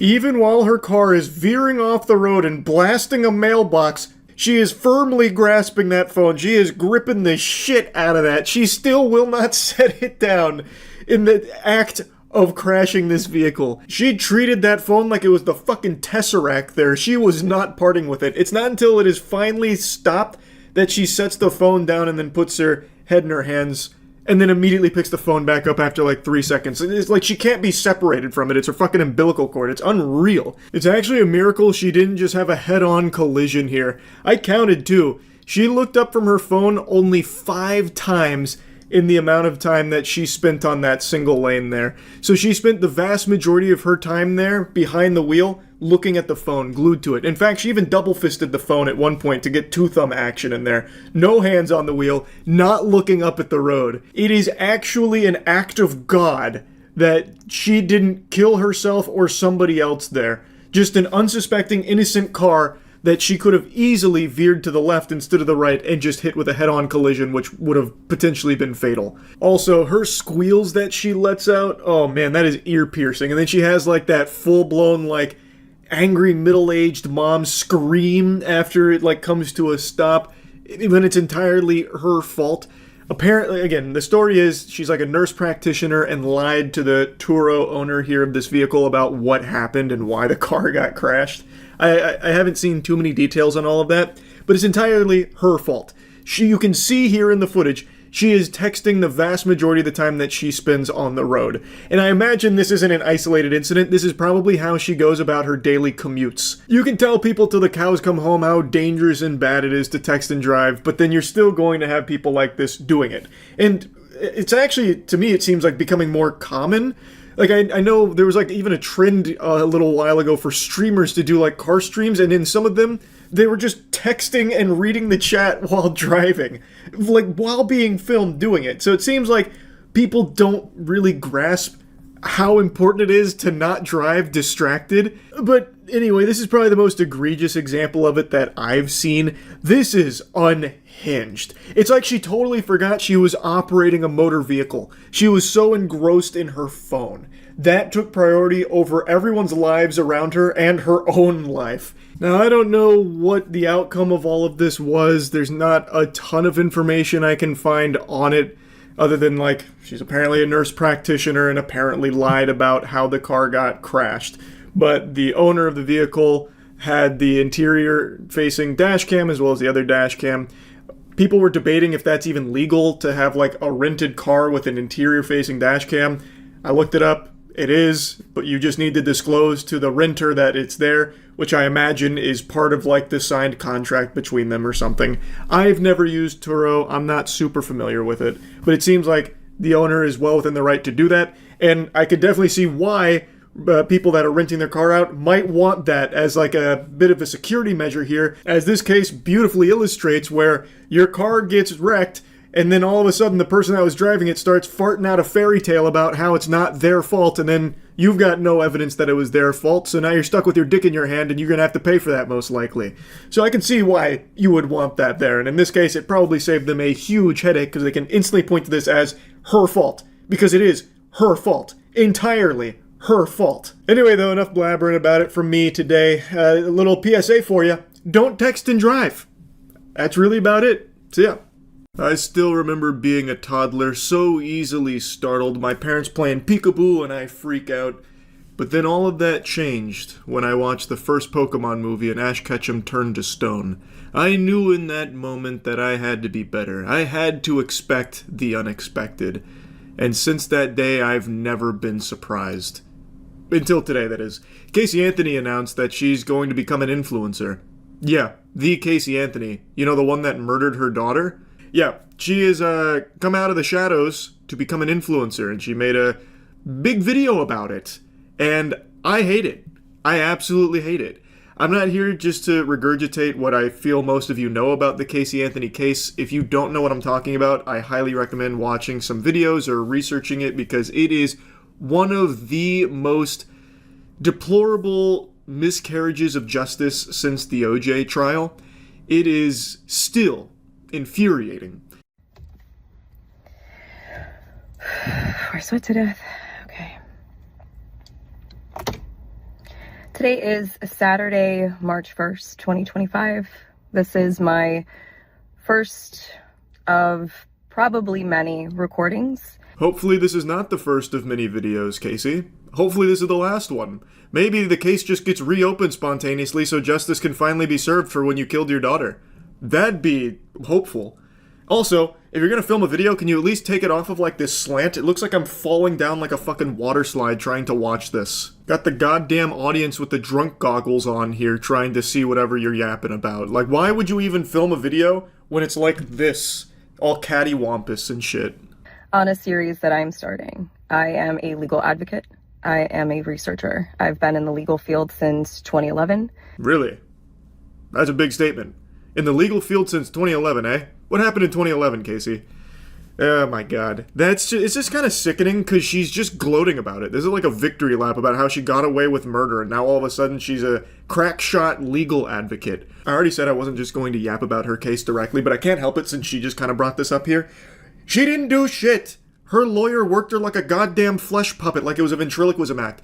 Her lawyer is an evil mastermind who was able to convince a jury of lobotomites that they had been emotionally compromised by everything they had been hearing throughout the trial. Meanwhile, he was emotionally manipulating the jury to throw doubt in there so that way they would reach this impossible verdict. He pulled off the most outrageous Hail Mary. Casey didn't do shit. She also got very lucky that for some reason her searches weren't really used in court, such as things like foolproof suffocation methods. Casey Anthony is not some fucking Phoenix Wright level legal advocate. Her lawyer is the one that made the deal with the devil to get her acquitted on this. And in this capacity, I feel that it's necessary, if I'm going to continue to operate appropriately as a legal advocate, that I start to advocate for myself. Boo! Boo! Boo! And also advocate for my daughter. For those of you who don't know, my name is Casey Anthony. My daughter is Kaylee Anthony. My parents are George and Cindy Anthony. This is not about them. This is not in response to anything that they have said or done. That's not to say that I'm not going to respond at some point to some of the things that they have said and done. The whole point of this is for me to begin to reintroduce myself. Like introducing poop to a toilet. This is not the first time she's tried to reintroduce herself. She should be reintroducing herself to a prison cell for murdering her daughter. She did try and get her name back out there a few years ago with a Peacock docuseries called Casey Anthony Where the Truth Lies, I think is what it was. And it was her telling her side of things. And to me, it feels like she uses her name and infamy as a money-making tool. So now she's once again using her name and infamy as a means of having a platform online to become an influencer to make money off of her name and infamy. And what's sad, it's working and will continue to work. She has a ton of people who unironically support her, even knowing she murdered her daughter and got away with it. They don't care. That's the current climate of things. It's become very clear that no matter who it is or what they've done, as long as their name made it to a news headline or got spread around in some way, shape, or form, that person will have supporters. Fucking O.J. Simpson, before he kicked the bucket, before he met his maker, had a brief bout as an influencer. Like, it doesn't matter that she killed her daughter in the eyes of these absolute fucking troglodytes that just for some reason want to champion anybody at all. I'm doing this both personally for me, but in a professional capacity. Moving forward, the majority of what you will see will be me speaking in a professional capacity. My goal is to continue to help give a voice to people, to give people tools and resources that they can utilize so they actually know where they can turn to. So with that, please join me on Substack. No thanks, Casey. I think I'll pass on that. I think I'd rather join the Cock and Ball Torture Enthusiast Club than listening to you pat yourself on the back about getting acquitted of murdering your daughter. If you have questions, I will set up an email address where we can correspond directly. Up until this point, that has never happened. And it's only going to be on a limited basis regarding legal issues, legal matters. Don't have any questions on legal matters, but since you're talking to us in a professional fashion, may I ask you a professional question? Where the fuck are you? What are you doing in that car right now? You can hear her turn signal is on. Or maybe she has a metronome in the car? Like, is she trying to hypnotize us through the video? Like, what is that? Why is your turn signal on? Are you filming this while driving? She's doing this at like a red light or something? Imagine being one of the poor souls behind her. She just sits in her car filming a fucking 5-minute video at the red light. I feel that it's important that I use this platform that was thrust upon me and now look at as a blessing as opposed to the curse that it has been since 2008. Wow. How brave. What a hero, Casey. Yeah, that platform that was thrust upon you. Time to turn it into a blessing. Right. That's very strong, very strong. I cut around some of her blabbering, but I really wanted to show you that part. She takes on this tone that she's some kind of victim, and now she's rising from the ashes like a phoenix from this circus she was put through to use her expertise as a legal advocate to give a voice to the voiceless. And now she's here to help all of us. Too fast, too furious. Casey Anthony is back. She was a victim. A curse thrust upon her, but she turned that curse to a purse where she's gonna make a lot of money off being an influencer and a legal advocate for everybody's benefit. Yeah, Casey Anthony, wee. It goes on for like another minute. I'm not gonna bother even going through the rest of it. The turn signal stays on for the remainder of the video, or whatever the fuck that noise is. But overall, Casey Anthony rebrand is pretty successful. More successful than IHOP to IHOB back in the day. That didn't go over nearly as well as the Casey Anthony rebrand. And that's really fucking sad. That really sucks. Imagine a world where you are arguing what Casey Anthony said, like as if it means anything, as if that has any real merit or value. Well, I was following Casey Anthony and she gave me this unbelievably great advice. Oh, you were following Casey Anthony. Like, full stop, that's where I would write you off as an absolute unstable, unwell lunatic. That you would be taking advice from Casey Anthony. But that's the world we're in right now. There are people that are now following Casey Anthony as a champion. It's so disgusting. I just can't even picture what kind of rotten dweeb maniac would unironically turn to Casey Anthony, of all people, for advice on anything at all, unless it's how to get away with killing someone. It's just, we've got some wild shit going on here. It's what I think to be a pretty obvious, blatant attempt at just using her name as a means of making money off people who right now, if we live in a time where people will follow and support literally anybody and anything, no matter what. So she's trying to capitalize off of that. So I think it absolutely sucks. That's about it. See ya. A couple months ago, I was briefly talking about a TikToker on stream who had been arrested over urinating on grocery store food, and I've only loosely followed it over the last couple months, but I recently saw Tozy made a follow-up to it, and there was even more stunning revelations to this lady and her addiction to tinkling on items. And I wanted to fill you in here on the lore for this menace and what she is now facing, as well as just give a warning to all New Hampshire residents out there that you are not safe. Now is the time for panic, screaming in the streets, kind of like in the movie 2012, but if the world ended with piss from one woman.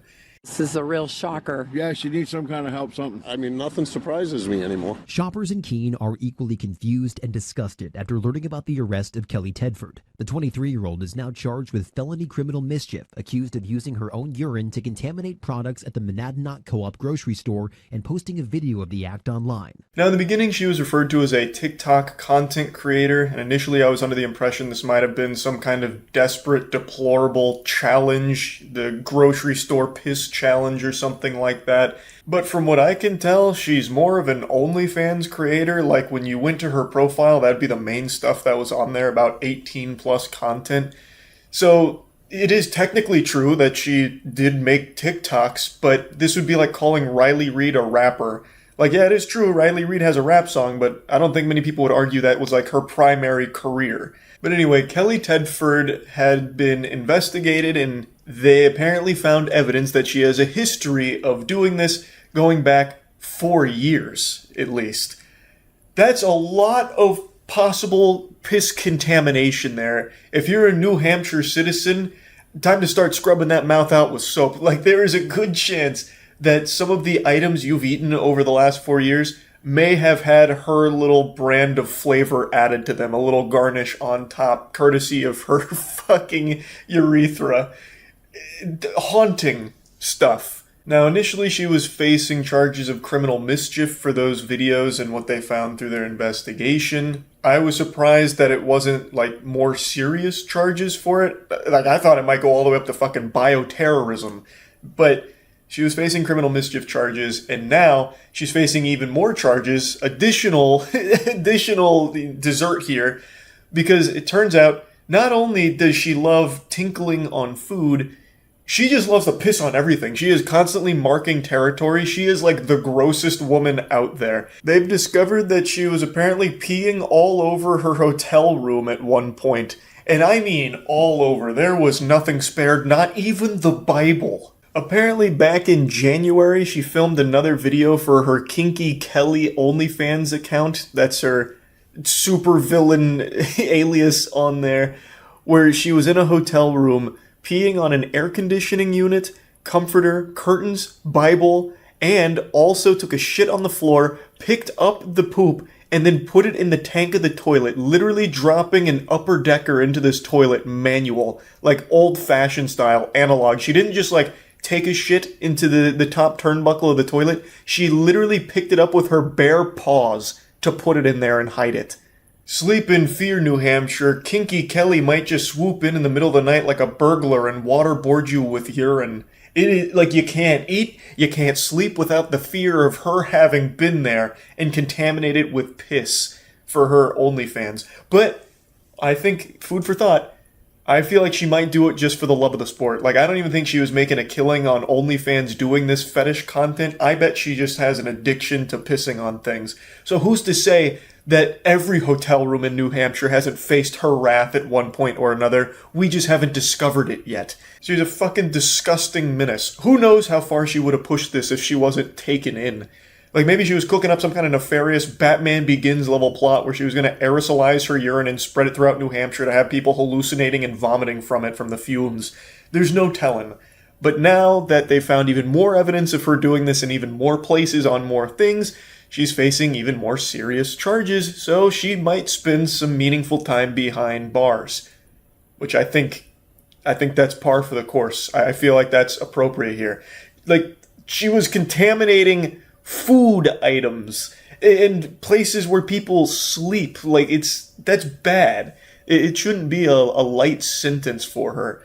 But anyway, while she's in custody now, New Hampshire can sleep a little more peacefully knowing she's no longer terrorizing your food supply or your living quarters. So that's good, and I guess we'll see what happens to Kinky Kelly going forward here. All 30 of her OnlyFans subscribers are probably distraught. They're going to have to get their piss content elsewhere, I suppose. But yeah, I just wanted to give you a little update on this since we talked about it on stream a couple months ago. That's about it. See ya. Hey, tough guy. You know what these are? Huh? Yeah, that's right. That's some natural God-given chompers right there. And just like everything in life, they're not perfect. But these teeth are real. And this enamel, it's been places you wouldn't believe. From food to pussy. That's right, I'm down there biting on it like bubblegum. Yep. I haven't slept again. It's 6:45 a.m. I've been up all night for the third time this week. I'm in a silly, goofy mood. Point is, though, I've got real teeth, which is becoming less and less common now online. A lot of the people you see on the cyberspace is rocking veneers. It's become extremely common. And now there's even huge scams revolving veneers with people that are claiming to be veneer techs. Meanwhile, they're just greasy goobers that read a single Google article on how to potentially install veneers. But it's just a bunch of mumbo jumbo. It doesn't actually make them qualified. They basically just say install the veneers with rusty nails and toothpicks. And I just learned about someone who basically took one of those courses and opened their own business with it. I learned about her from Atozi, who just covered her. Her name's Emily Martinez, and she's actually in my neck of the woods down here, baby. We are getting some absolute lunatics recently in the headlines down here in the old swamp. Emily Martinez is facing some serious years in the slammer for practicing dentistry without a license. She had been running a business where she would give people veneers extremely cheap because she would just crazy glue a set of veneers to people's mouths, which inevitably led to people getting infections and needing emergency care.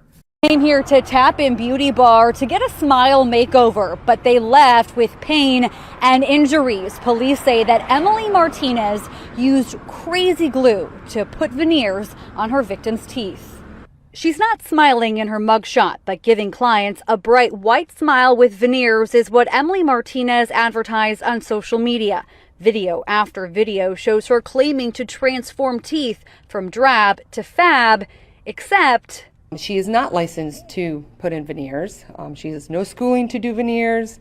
And in the state of Florida, obviously, you have to be licensed to do any kind of work like that. An interesting scheme, and surprisingly, she's not alone. She is, to my knowledge, the only one that's been busted for this, of installing veneers using crazy glue.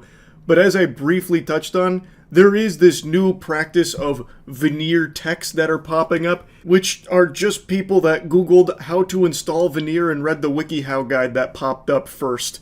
They're not actually experts, but they're getting business because veneers are expensive, real ones are expensive. And people like Emily Martinez are charging a fraction of the cost. So people are like, oh, I'll save money and get some real nice teeth. And then they go get their shit fucked. Something her victims didn't know. 2 separate customers reported Martinez to Pinellas Park Police this summer after they had complications, and Martinez refused to fix the work or refund them. They were told by an actual dentist that the veneers that were placed in the victim's mouth appeared to have done with crazy glue. On average, a single veneer at a dentist office can cost between $900 to $1,500 per tooth.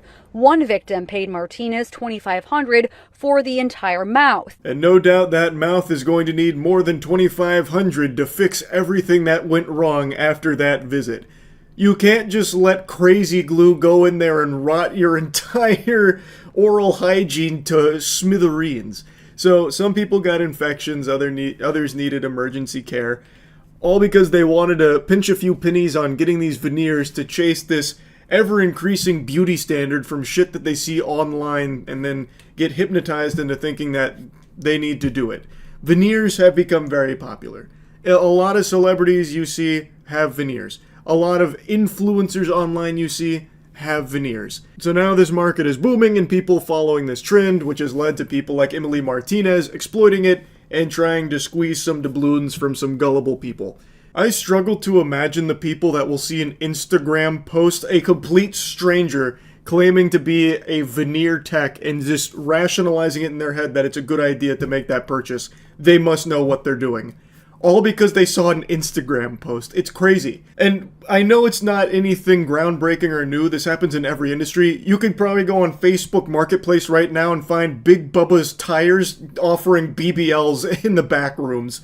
Like, you can find all of these, like, back alley surgeons to do these procedures for cheap. And it's always going to be horrible. It's always going to be the most atrocious work possible that is going to really damage you in the long term. Maybe not even in the long term. Maybe immediately it will hurt you. There are people that have died from botched BBLs. Like, I'm getting sidetracked. As far as we know, no one has died from these veneer installments. But people have got infections and needed serious care to fix it, spending significantly more money on the maintenance and fixing of their teeth than what they saved by going to Emily Martinez for a cheaper set of veneers. It's not the first time she's been accused of this crime. We learned in March Martinez was arrested on charges of unlicensed dentist work in Hillsborough County. She was released and performed the work on Pinellas victims in June and July. And it may have been more than veneers. We also got information that possibly pulling of teeth. We did also get information that maybe even like children's veneers. So this is still an active investigation. From the sound of things, people that paid a visit for those veneers viewed her as a dentist. So they started, I guess, requesting like tooth extractions and shit. Or maybe she was just offering that for funsy. Like, hey, this tooth looks a little rotted. You want me to just yank it? I'll only charge you like $1,000. They're like, oh, great, what a deal. I wonder how that extraction went, by the way. She probably just got a pair of needle nose pliers and just yanked that bitch right out. Or maybe just took like a hammer and chisel and just fucking whacked on it or something. Like, I bet it was the sloppiest, most painful process ever for a tooth extraction. I imagine finding your dentist through a veneer tech post on Instagram. It blows my mind how anyone would let themselves do that. And according to the report here, she was also allegedly doing veneers for children as well. What the fuck? The American Dental Association issued a warning last year about unlicensed people claiming to be so-called veneer techs on social media. The ADA says any dental procedure that may alter the physical structure of an individual's teeth, gums, or jaws without the supervision of a dentist has the potential to cause irreversible harm. A statement like that is so painfully obvious that it's sad that it actually needs to be explained to people. Like, people should be able to have the bare minimum intelligence to recognize that going to a random Instagram account that's charging you like a crazy deal on veneers is probably going to lead to some subpar work, or at the very least, this person is a shady individual and probably not like a general accredited dentist. Like, I don't know how people don't see that by doing something like this, you are setting yourself up for failure. It's also just such a nice cherry on top of this cake here. She was refusing refunds. So those customers that had the complications approached her directly, and she just said, absolutely not. I'm putting the kibosh on that line of questioning right now. No refunds. This is a non-negotiable. Police say Martinez's victims needed emergency dental care after what she did to their teeth. They actually have had to pay thousands of dollars to get their teeth fixed.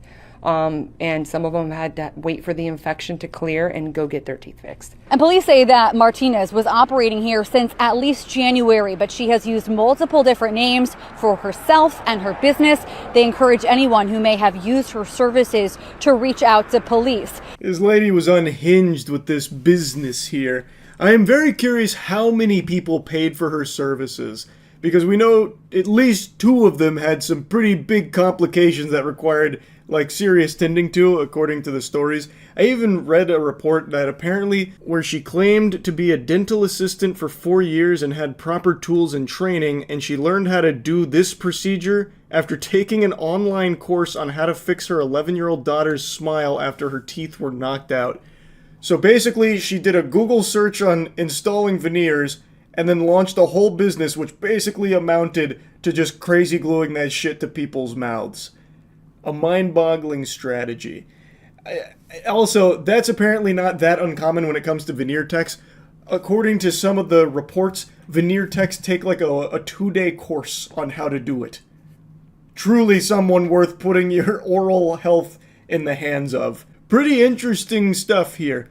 I'm curious what her sentencing will ultimately look like, and I'm, like I said, very interested to know how many clients she had. I bet there are people that were seeing her actively like a general dentist, like even going for checkups to her. I bet.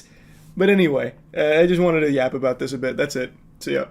Yesterday, Ava Kris Tyson of the Mr. Beast crew had a ton of evidence surface about horrible behavior with how they communicated with minors, as well as a past of really disgusting shit. A lot of people are calling the Season 7 writers of 2024 internet drama lazy because they're reusing a similar plotline. A lot of people drew comparisons to Dr. Disrespect recently being outed for talking inappropriately to a minor. There are tons of screenshots to showcase exactly what was being said to someone who was between 13 and 14 years old at the time, and it's fucking gross. It's completely unacceptable. Some of them were just public tweets right under everyone's nose. So, Ava Tyson was an adult at this point. Lava was a child. And saying things like, I posted some fire nudes for you, please no share, and then other shit like, but not $5 pathetic JK kissy face, they seem to communicate a lot, even sending Snapchats. So here's one that says, coming for America, and then goes on to talk about being in a group chat and everything. And I've seen a lot of people try and cope and deflect saying like, oh, it's just edgy jokes, people are blowing this out of proportion. What a bunch of fucking nonsense. That's a load of hooey. That's dirty barnacles. That's ridiculous. Under no circumstances should an adult be communicating with a child in any inappropriate manner whatsoever. Edgy jokes between an adult and a child are still fucking gross. That's not like the slam dunk defense that some people seem to think it is. Under no circumstances should an adult be in a group chat with a bunch of children sending coming for America pictures. Like, that's still bad. That's still horrible. That's still really fucking weird. From what I can tell, most of the screenshots and a lot of the compiled evidence comes from this YouTuber, Prism42. This seems to be where most of it started, and since this video dropped, there's been a lot more screenshots that have come out with all kinds of really bad things that were being said to or about minors. I've only shown a couple here, but there's quite a bit more, and they're all just as bad, if not worse. Like, for some reason, Ava Tyson had a habit of calling a 13 or 14-year-old daddy. Like, you can't just write that off as being like quirky, inappropriate, edgy jokes that people are blowing out of proportion. That's unacceptable. It's indefensible. Now, the 13, 14-year-old in question for a lot of these messages is someone that has come forward to give their own accounts of the situation, and according to them, they don't believe that they were groomed or anything bad was done on the part of Ava Tyson or anything like that. And I'll just go ahead and give my take on it here. I talked about it on stream, and I'm not trying to be some kind of armchair psychologist because I'm just, at the end of the day, a little reptile brain idiot. But I really do feel like in a situation like this, it's very difficult to process just how inappropriate or unacceptable something was when you lived it. I imagine that it's very difficult to view this as the person that you communicated to so closely for so long was actually evil or doing things that were wrong.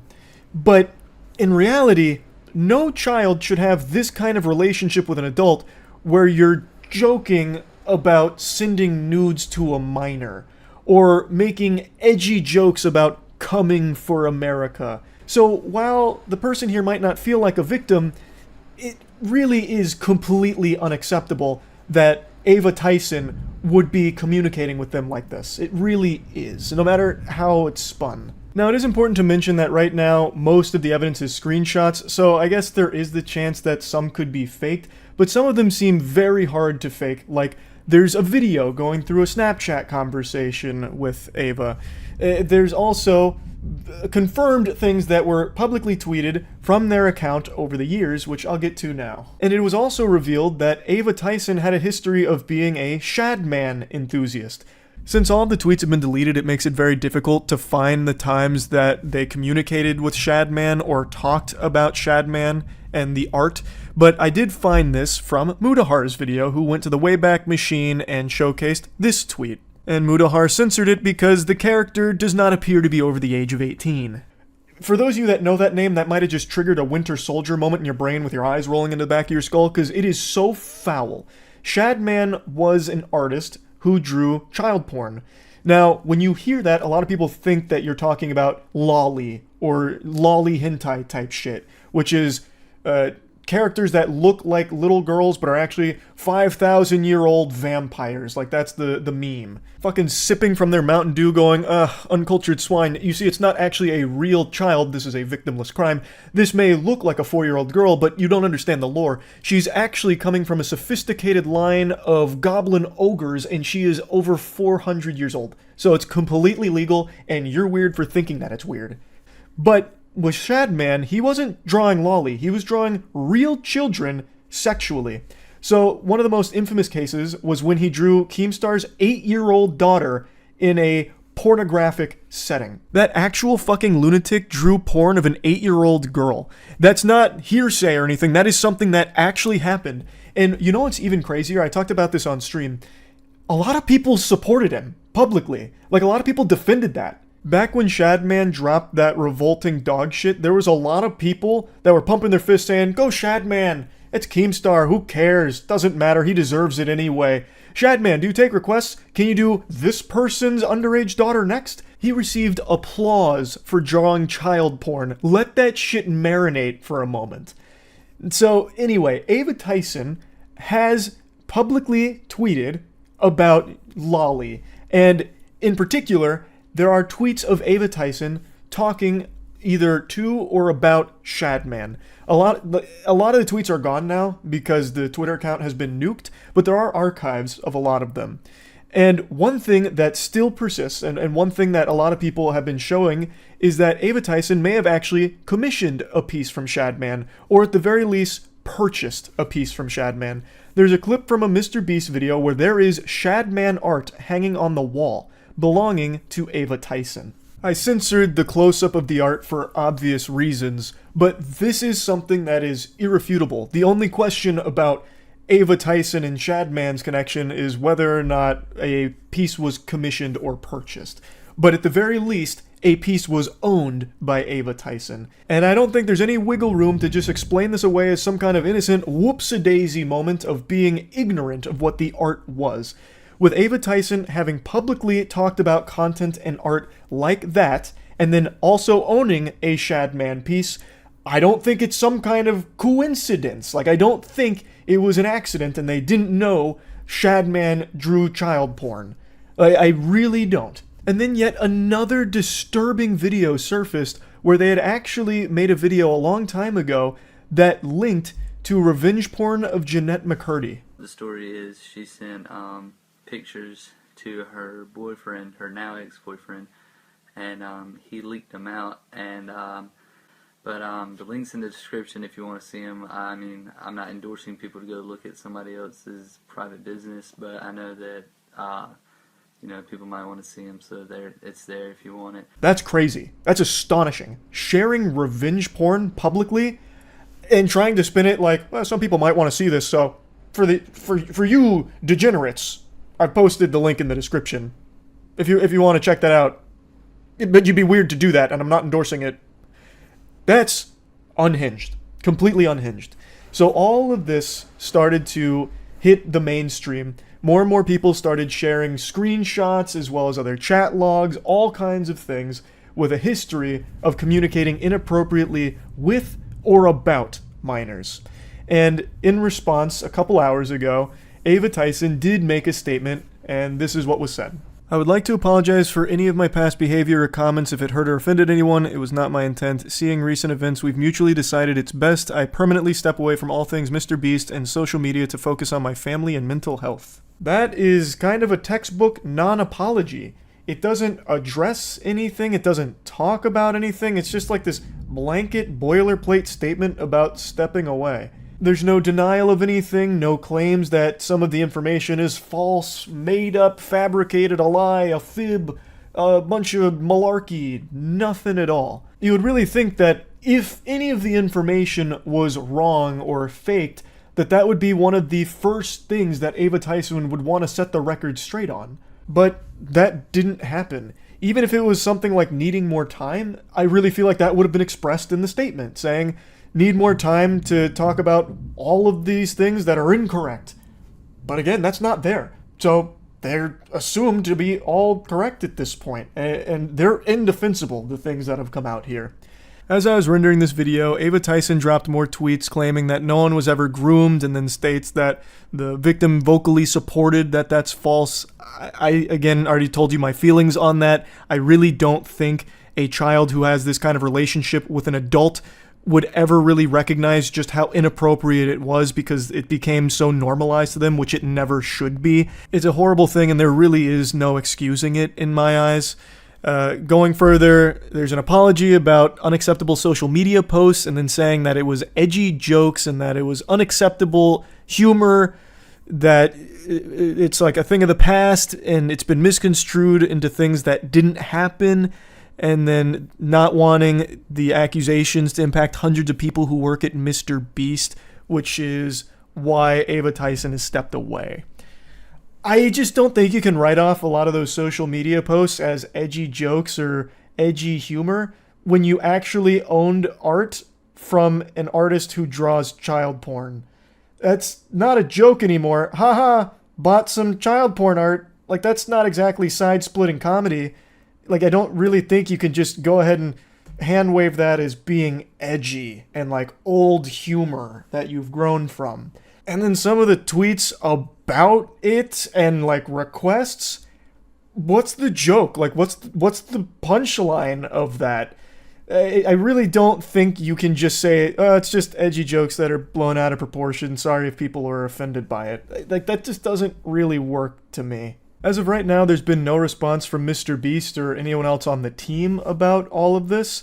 So it remains to be seen whether or not Jimmy or anyone else on the team knew about these things or what's going on there. But as of me making this video, there's still no response yet. So this whole situation is obviously horrible. And there's a little bit more I want to talk about here, and it's something I didn't even think I'd ever need to talk about, but I guess we've reached this point in the internet where this is necessary. I've been being attacked on Twitter, just fucking dogpiled, about my ignoring the situation and refusing to speak on it, being too much of a coward to talk about all this, which is crazy to me. And then people saying like, oh, where was the same energy for where was the same energy that you had for Dr. Disrespect here? And it's crazy that I even have to talk about this. So last night during stream, this story was still breaking. Things were still coming out about this story. And I talked about it on stream last night. The same day all of these pieces of evidence were surfacing. I talked about it immediately. Once I became aware of what the evidence was out there and what the claims were and what was going on, I was talking about it right away. And I even posted a video that is highly edited and short, nice and concise, about the whole bare bones of the situation and my thoughts on it for the second channel, so that way even if you have the biggest brain rot and can't focus on a video for long, you can still finish that whole video and see just how bad this whole Ava Tyson situation is. So I talked about it immediately, but Twitter didn't see that video, and the ones that did wrote it off as, oh, he's only going to put this on his second channel because he's afraid to put it on his main channel. He didn't do that for Dr. Disrespect. He was like that with Dr. Disrespect. You are provably wrong. All you had to do was activate a few fucking neurons in your noodle. Check my Dr. Disrespect video. I posted it at, I think it was 9 p.m. on June 22nd. June 22nd is when my Dr. Disrespect video went up. The allegation against Dr. Disrespect was on June 21st. So what happened is, that allegation came out. I talked about it on stream. Dr. Disrespect made a statement as well the same day that I talked about on stream. Then the following day, almost a full 24 hours later, I made the video talking about it. And in this situation, it is the exact same timeline. I was talking about it as everything was unfolding. I even had a video go up on the second channel going over everything that was coming out, and now I'm making the full video about it 24 hours later. It's the exact same speed and same energy as the Dr. Disrespect situation. And the main person who started this lightning rod of accusations about me ducking it and refusing to address it is fucking Sneeko of all people. Yo, look out, Moist Critical is not gonna go talk about the Kris situation because he wants to have the Mr. Beast collab. Bro, you're gonna talk about every other trending situation, Dr. Disrespect, Sneeko, anything that goes viral goes on your main channel. Kris, the associate of the biggest YouTube channel in the world, you do a 4-minute clip on your second channel. Stop coping and be a journalist if you're gonna be a journalist, or just say that you wanna have the collab. Stop lying. Jesus Christ, the fucking drool there is gonna drive me insane. I need to go put on the fucking bathrobe here and give him PTSD or something. What do you mean it is a 4-minute clip? Because I did that so people like you who don't pay attention long enough could see my take on it and also get the bare bones information of what makes it so horrible. That's the reason it's a 4-minute clip on the second channel. It was never going to be the only video I made talking about it. I was always going to make a full breakdown of this because it's bad. It's a horrible situation. So yes, you're right. I do talk about like big trending bad shit like Dr. Disrespect or like Cody Ko most recently. I don't know why people thought I wouldn't talk about this. I knew Cody Ko far more than I knew Ava Tyson. I talked to Cody Ko at length one time on his podcast and then one other time in DMs. Ava Tyson, I met 1.5 times. I first met them after a poker game with Mr. Beast. They showed up right at the end, right before I left. And then at the most recent Mr. Beast video, also right when I got out, Ava Tyson showed up and I talked to them for a couple of minutes. But I never knew Ava Tyson very well. Cody Ko I did, and I still wasn't afraid to talk about how awful his shit was. So I've never been someone to fucking shy away from a bad situation like this just because I know or am familiar with the person that it's about. So I don't know why people thought that that would be the case here. And also, for the millionth fucking time, I'm not a journalist. I'm like the Z-tier stupid journalist, like this actual layman fucking CTE-riddled idiot that reports on stories, and I talk about them usually to make jokes about them. In rare cases, and recently it's been very common, there's serious stories that I am very passionate about delivering and talking about how shitty they are.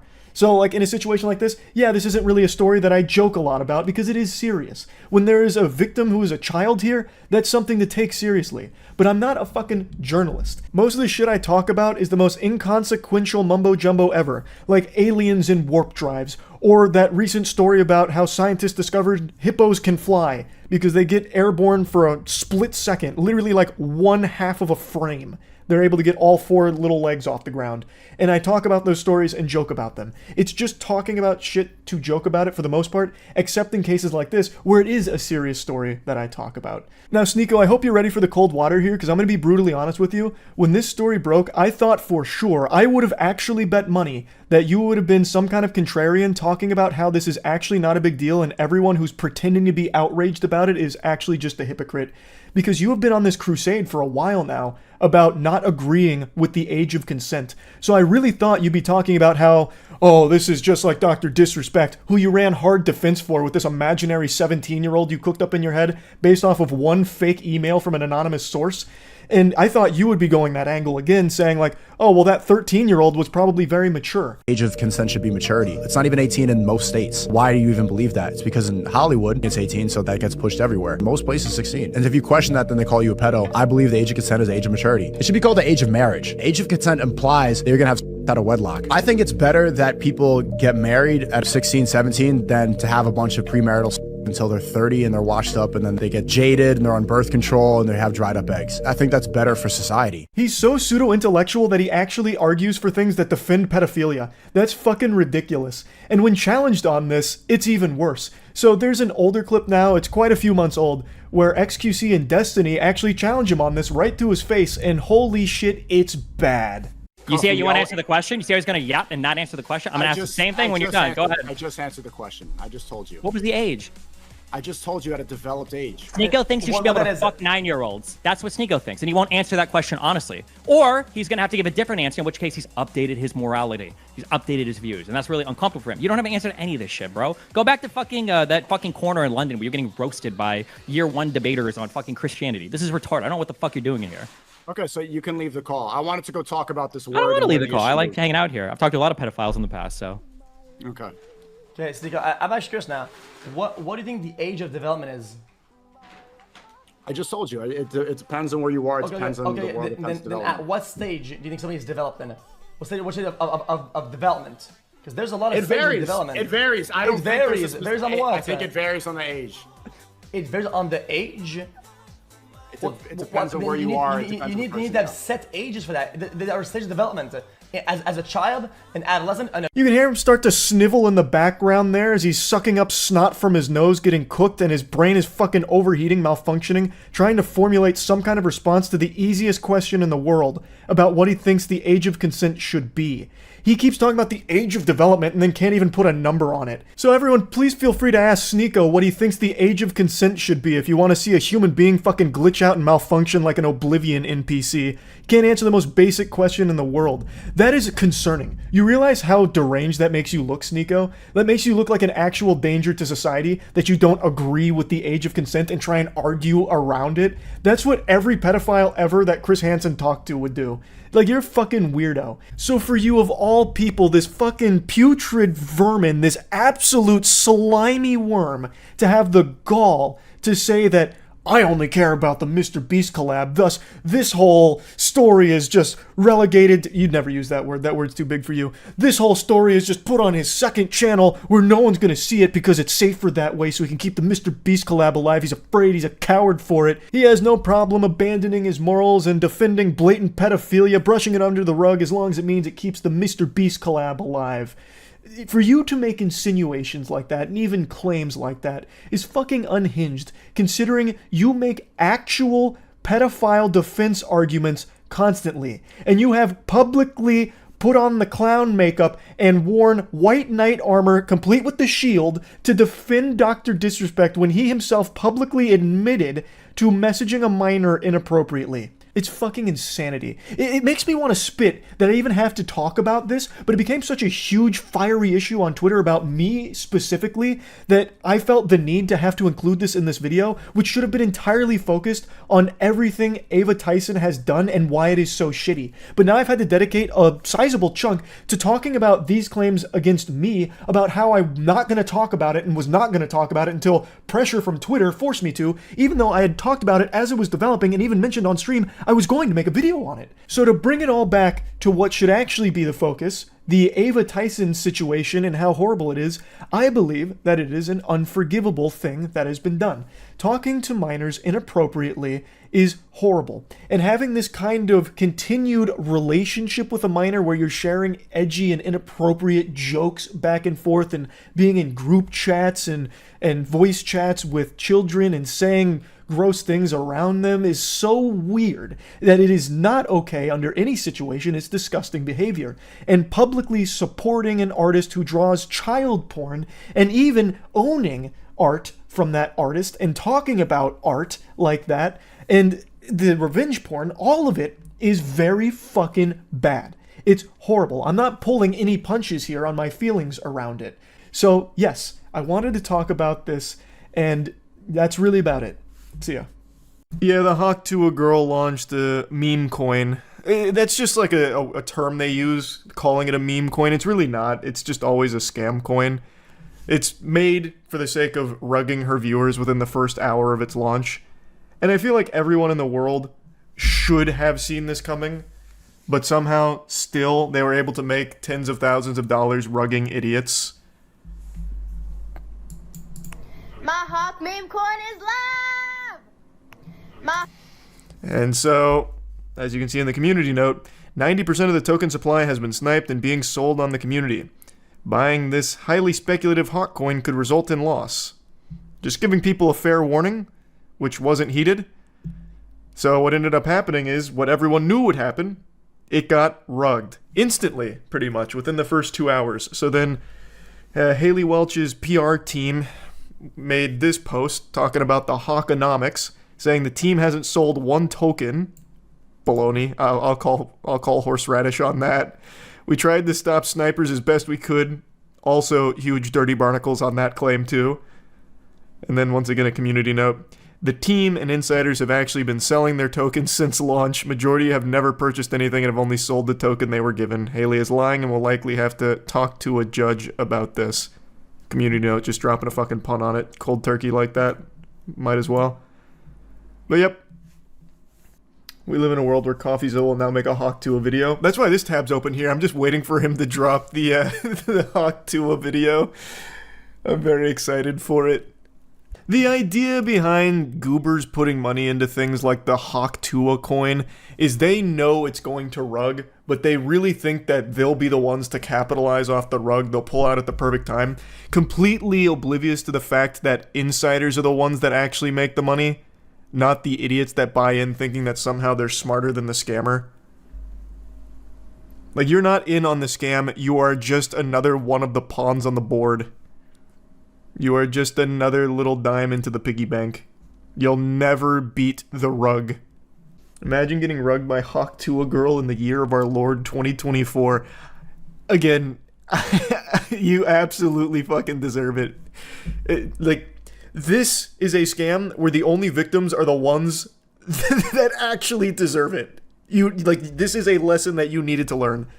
And Haley Welch took you over her knee and disciplined you. And I know they're still not going to learn their lesson. They will once again just dump into the next fucking shitcoin from pump.fun. Why can't I find the graph again? Because it's like a beautiful rug graph. Like the most... Oh yeah, here. Someone even put it as a Christmas tree. It's just like the quintessential Solana rug graph. I know, man. People are actually begging to just be scammed over and over and over and over and over again. I guarantee if Jack Doherty went live on Twitter right now saying that he's doing another meme coin, people would buy in and he'd make another 20 grand off him. Easy. You see that the Rizzler got disrespected by Hawk Tuah girl? I know you're making like a meme off of the absurdity of like the names and the shit, like just the full culture around it. But you know what's crazy? Is if Hawk Tuah girl did disrespect the Rizzler, it's the worst thing she could do for her career. She can blatantly scam these idiots on her Twitter. They're not going to care. They'll still tune in to talk Tuah for whatever reason. Ironically, I guess. But if there was the story about how she disrespected the Rizzler, they'd all just leave her. A Rizzler level event would be the worst thing that could happen to her. But she can run these pump and dump scams till the fucking cows come home. It won't affect her. The Hawk Tuah fall off is crazy. No, what's crazy is that there isn't a Hawk Tuah fall off. She just had Mark Cuban on her podcast. Yeah. It's disgusting. Actual industry plant that is thriving in the biggest possible way and now just full goatsy scamming her fans. Actually dropping trouser, shitting on him, and it's not gonna matter. Coffeezilla is live with a Hawk Tuah girl in a Twitter space. Oh, he's already on the case? Let's go. I had his channel up earlier, waiting for when he'd hop in. There's no rug pulled, and it's not done by us. Yes, snipers sniped it up to an insane market cap. No, it's and not dumped just it. snipers. That was not us. That was listen. You know that. Listen, no. I'm telling you the truth. And y'all made millions on fees from this little. Coffee, listen to him. It wasn't them. I'm sure that's not you getting those fees, right? Not a Who's scheme. making the money It's on not the a- fees? it's Who's not a making scheme. millions of dollars on fees from this rug pull? That's not a scheme. That's the project. So we can keep this thing going for years. Okay? That's how do you think The Hawk Tuah coin for years. Who makes the money on the I fees? love that. Someone just made over $1 million on fees. Who made it? First of all, the fees were there with Meteora pools, and that goes to the creator, right? Which is who? Who does that who does that belong to? That belongs God. to the project, right? No. God owns it. This is a... Well, the project is over here. Haley Welch, right? And how much does Haley Welch own? This is Haley Welch's project. So she owns all of it. Coffeezilla. Did she just make $1 million on fees on a rug? Do you know how much it costs for lawyer fees to create a foundation in the Cayman Islands, to hire directors? You think this stuff pays for itself, right? So y'all wanted to make the money on day one? I don't understand. I'm just asking. We're here every single day. Millions of dollars in fees from the rug. Day 2, day 3. This guy's really bad at avoiding questions. Run a project forever. He's not even slipping out of it super effectively. And time and people that are on this project. Over here has around 18 people working on this right now as we speak. This is not a small time type of nothing. It is literally a nothing. And not just do it for one. It is actually a nothing. It's a hawk to a coin. The money. You haven't answered the question. Who made the money? How much did Haley Welch make of that million? 1.8 million. It's a foundation that is running. Oh. How much does she own of it?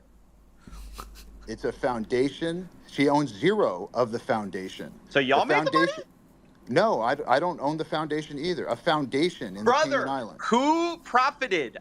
Over $1 million was just made. I'm telling you, a foundation that pays people out. And by the way, CoffeeZilla, I'm not. It's just is it a force of nature? Who owns it? That are it's so simple.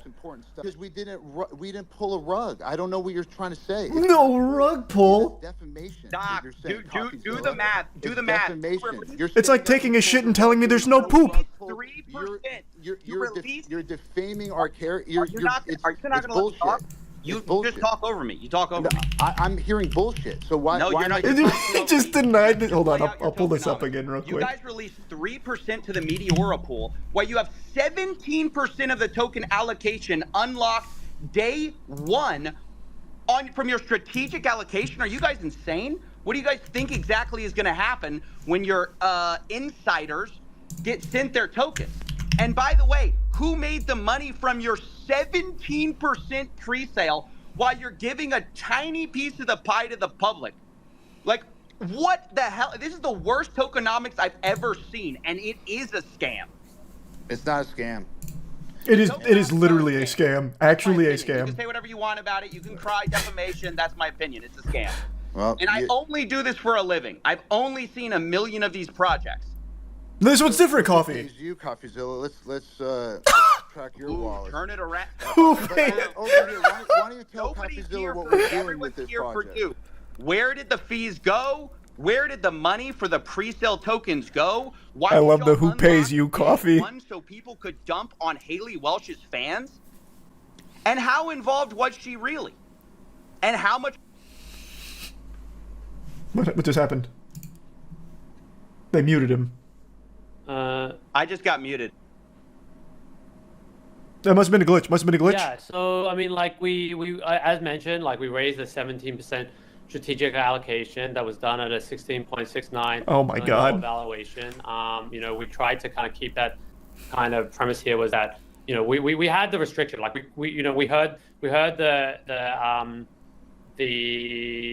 request for us to do this in a public manner, and you know, I think that we, you know, having consulted with like... You were saying fucking nothing right now, and you're saying it with a big lisp. I guess like the legal... He's about to just start talking about dedicated wham. And, you know, kind of mitigate any kind of consideration. This is nothing. Just answer the simple questions Coffee is posing. Who owns it? Who made the money? Americans, that 200 people participate, a lot of people within the industry that were very supportive of the vision, because I think that they why even listen to this bullshit if he muted Coffee? Because he's got to unmute him at some point. You know, I think that Coffee and Connor Eats Pants are in here spamming thumbs downs. This can be like a little bit of a paradigm shift. I mean, like I said, nothing that we've seen thus far with, you know... it's a hawk Tuah rug pull shitcoin, man. In a sustainable manner. He's yapping about nothing. Of longevity of an extended time frame, and we're just trying to, you know, like try something different, right? Like I said, we went back to first principles and kind of tried. Did they answer any questions yet? No. Way that we think no. Makes sense, you know, by we kind of felt ultimately that was probably the best representation of who were her true fans. These are actual just filler words of nothing. That, you know, actual like, nothing. Running this initiative that, you know, he's speaking just into the hands of the that's people all. that have been most supportive of her and like kind of really engaged with her. Holy. I just you know, I just want everyone to be respectful. Yeah. But yeah, listen, this is You guys hear something me? that means a lot. Go ahead, FaZe Banks. Appreciate it. I just heard this guy blab about pretty much nothing. I repeat the same shit that he said the first time around. You said something about Web 2 in layman's terms that just basically means 90%, 97% of all the tokens owned were by related wallets, friends of friends of friends of friends. They were No, that's not true. It's not true. Yeah, yes, it is true. You can see it. You can see it. Brother. Yeah. You're talking about some fucking, what did you say, in the Cayman Islands? It's how you legally launch these types of things. It's a foundation. But listen, this isn't a bundled scam.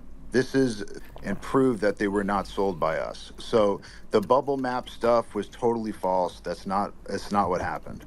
Oh, so this is all a lie. Over here, maybe you can. They're the trustworthy ones at the Hawkonomics. Allocations to these different wallets, and clear up a lot of this. These allegations that are just false. Yeah, I mean, like in terms of like. Oh God, not this guy. The different wallets and stuff like. Whoever guided you in this, or whoever directed you to do this, or gave you the advice to do this, you should fire them immediately. And yeah. Yeah, I just want to jump in here. Yeah, I'm doing the best I can. Thank you, FaZe. Was that a Looney Tunes sound clip? What was that? Ugly launch, cool. There's day 2. There's day 3. There's day. Bulletproof response. Bulletproof. That's how you handle it. Single day memeing. The key is to actually onboarding her real, true fans. This might not be for Sounded everybody. like Sandy Cheeks. It's not a big deal to us. We ain't going anywhere. Haley's not going anywhere. And the Tuah meme is definitely not going anywhere. Yes, they were from the deployer wallet, but they're put into wallets for her true fans to claim. They were not sold. None of You have to them unlock the true I fan just want to make that prestige very, level. very, very clear. But listen, it's all love. I understand everybody around here is kind of used to the same thing. There's only one way to prove that this is not just like everything else, which is just not give up, right? And keep going and keep doing everything, that you possibly can. Inspirational. Inspirational. To keep it pushing. And the He's only right. way that it's a rug or the only way that it's a scam is if you give up on it. And that's the one thing that we can say is no one's given up on this. Mm-hmm.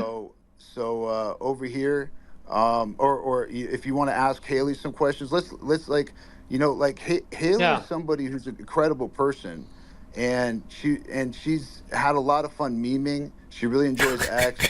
I think we have to really stick with the facts. What the fuck? And we can show all the transactions, right? And we've had them analyzed now. We can show all the transactions. That's the thing, is like the blockchain doesn't lie. And we will publish those transactions. You just said you were literally just saying that it does sometimes when it makes you look bad. Yes, it got 90. Blockchain doesn't lie. It was 3% unless 97. It's doing something bad for us. That was held back.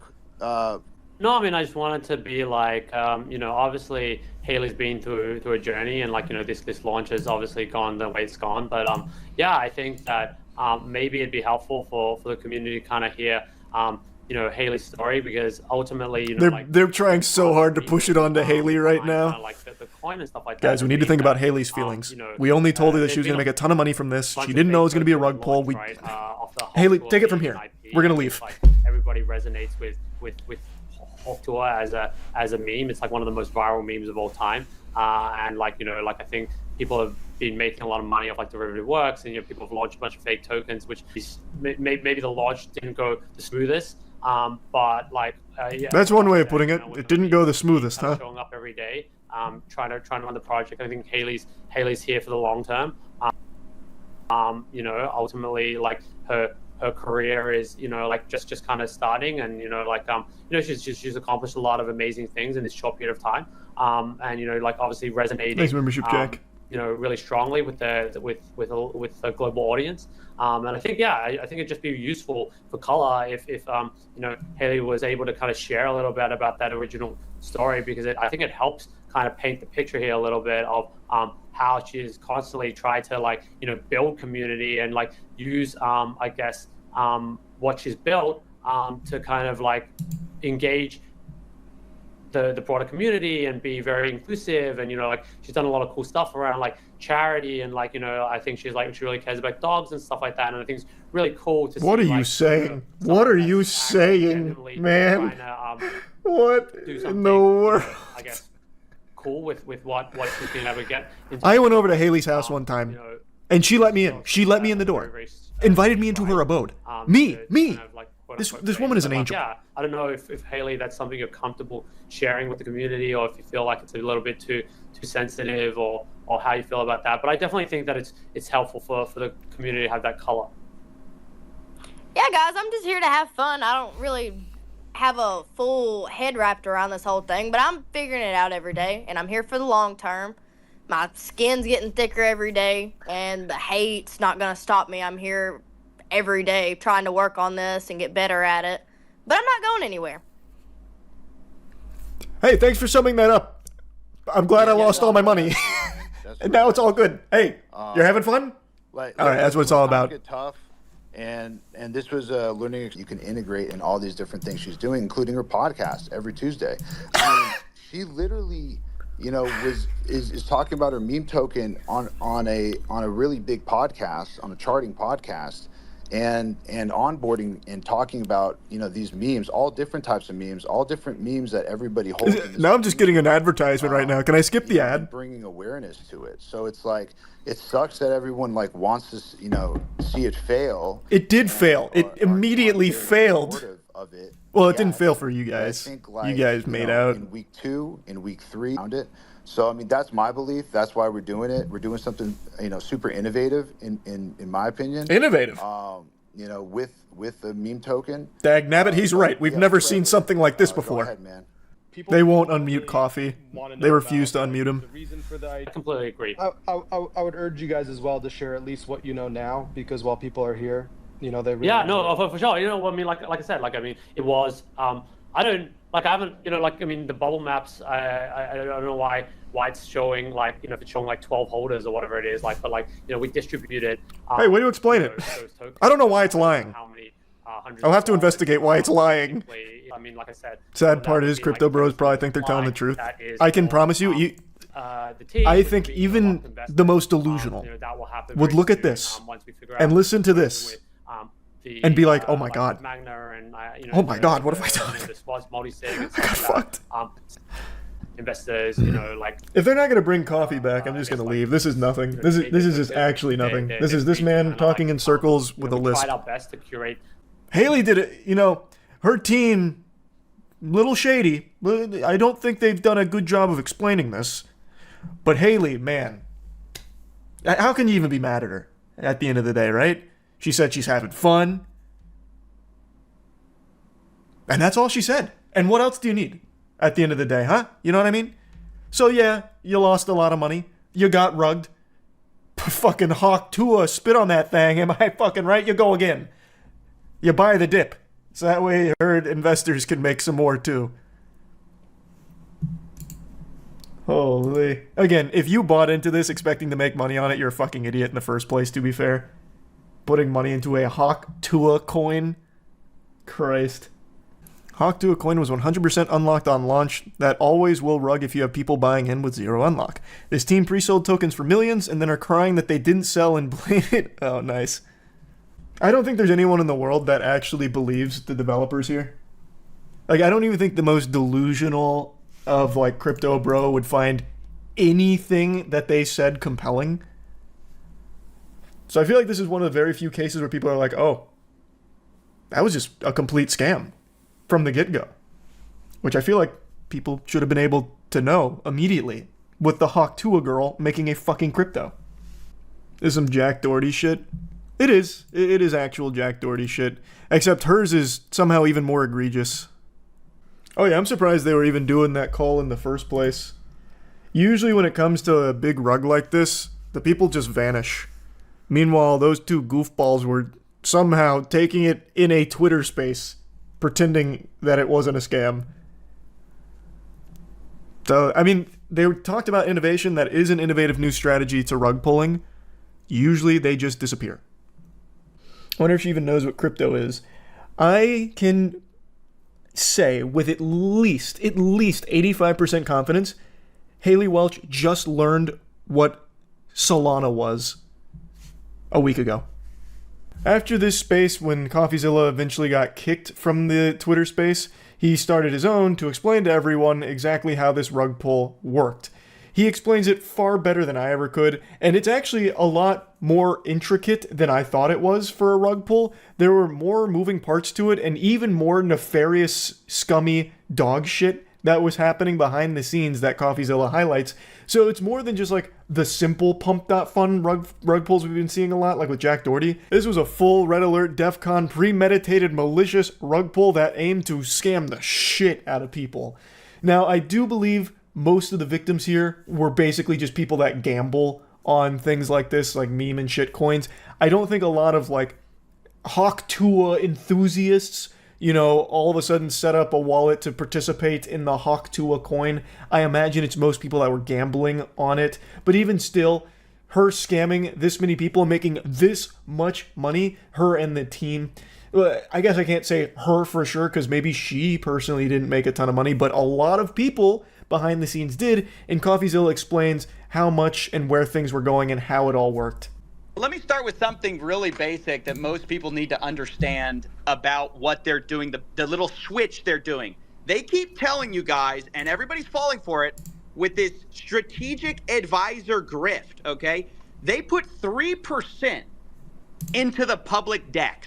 Meanwhile, they pre-sold in these SAFs at like, I think they said a over $10 million valuation. I'll have to have somebody correct me on that. But over a $10 million valuation. So they pre-sold these tokens. Why do you think people bought these tokens? They knew that they could rug because they told people, well, there's no unlock.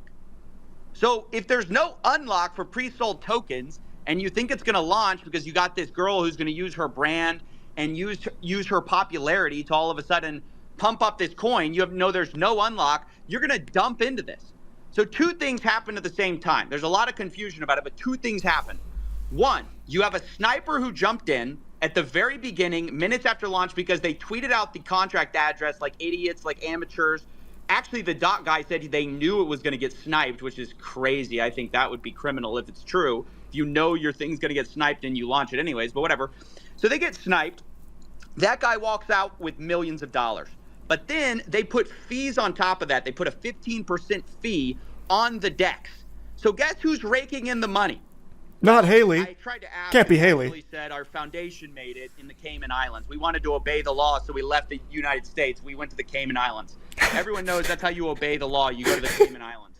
So they went to the Cayman Islands, and their 15% fee supposedly goes there. That's true. We did hear them say that. So they made millions of dollars right off the jump, even before they didn't even quote. They knew it was going to snipe. This sniper made millions. They made millions, and then they pre-sold for millions. Okay, everyone follow me so far? Then you have strategic advisors who are dumping on retail, and they're making millions. Who's making nothing? Well, it's everyone else. Yeah, I had no idea this existed. Call me naive, I suppose. I don't typically go on TikTok, but I was going to take the plunge this afternoon because I was reading and watching so many videos about like Swiftie meltdowns and like parties being thrown, tears being shed, like the happiest moment of their lives all over Taylor Swift getting engaged to Travis Kelce.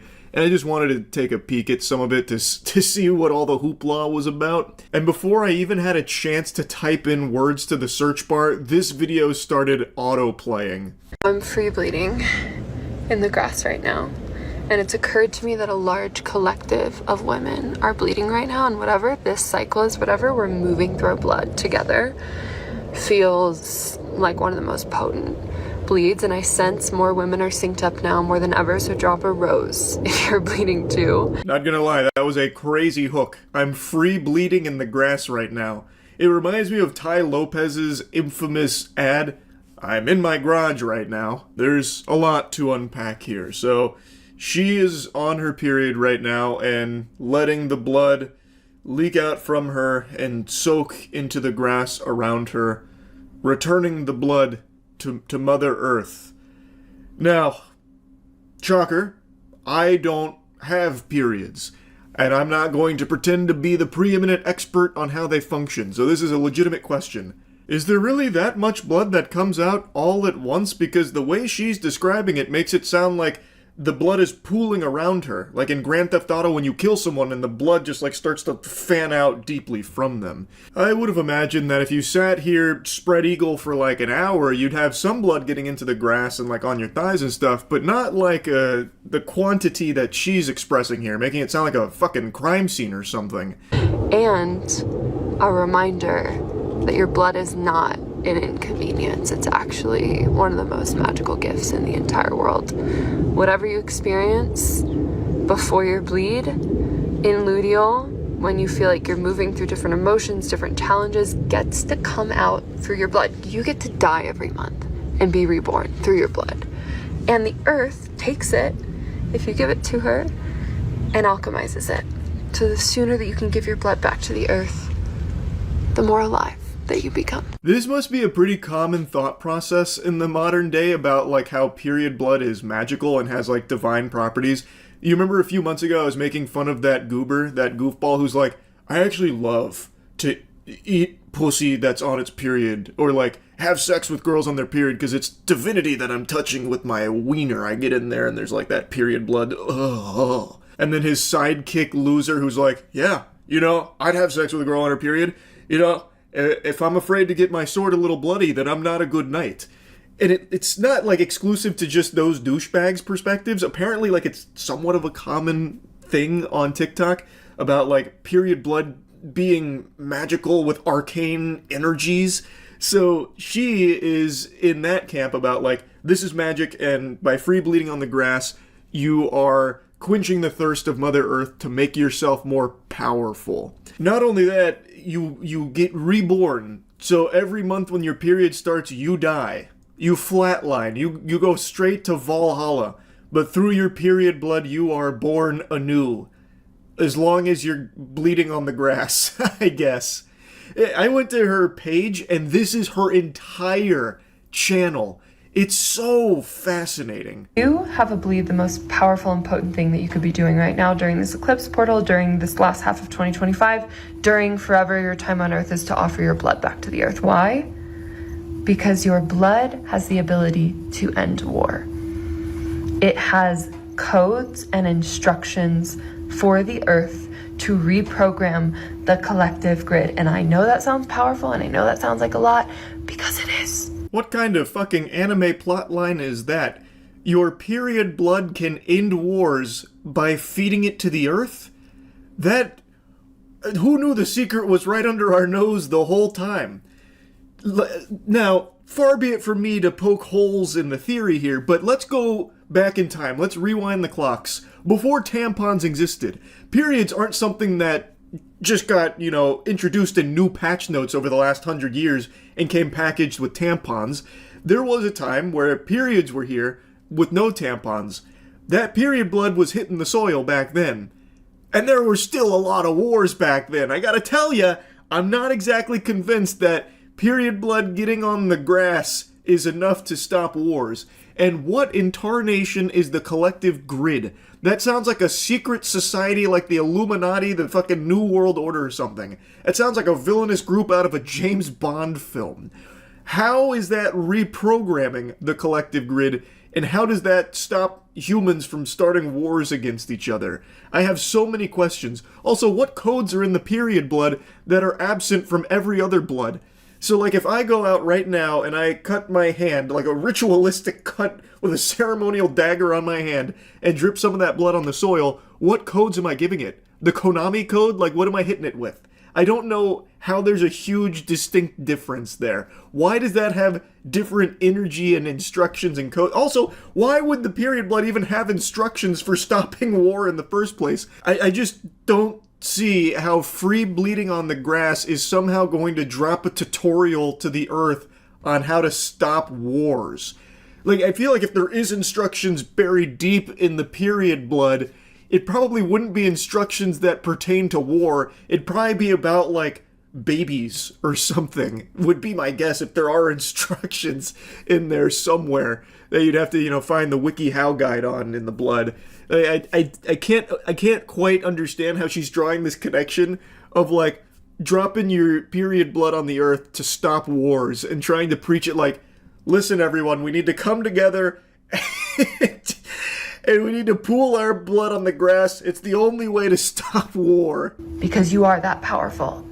And I know that we've been taught, hide your tampons, inconvenience, PMS. It's all bullshit, okay? It's all bullshit. Your blood is a key, it's a code, it has living, alive instructions to regenerate the planet and to reprogram the entire collective grid from your womb space.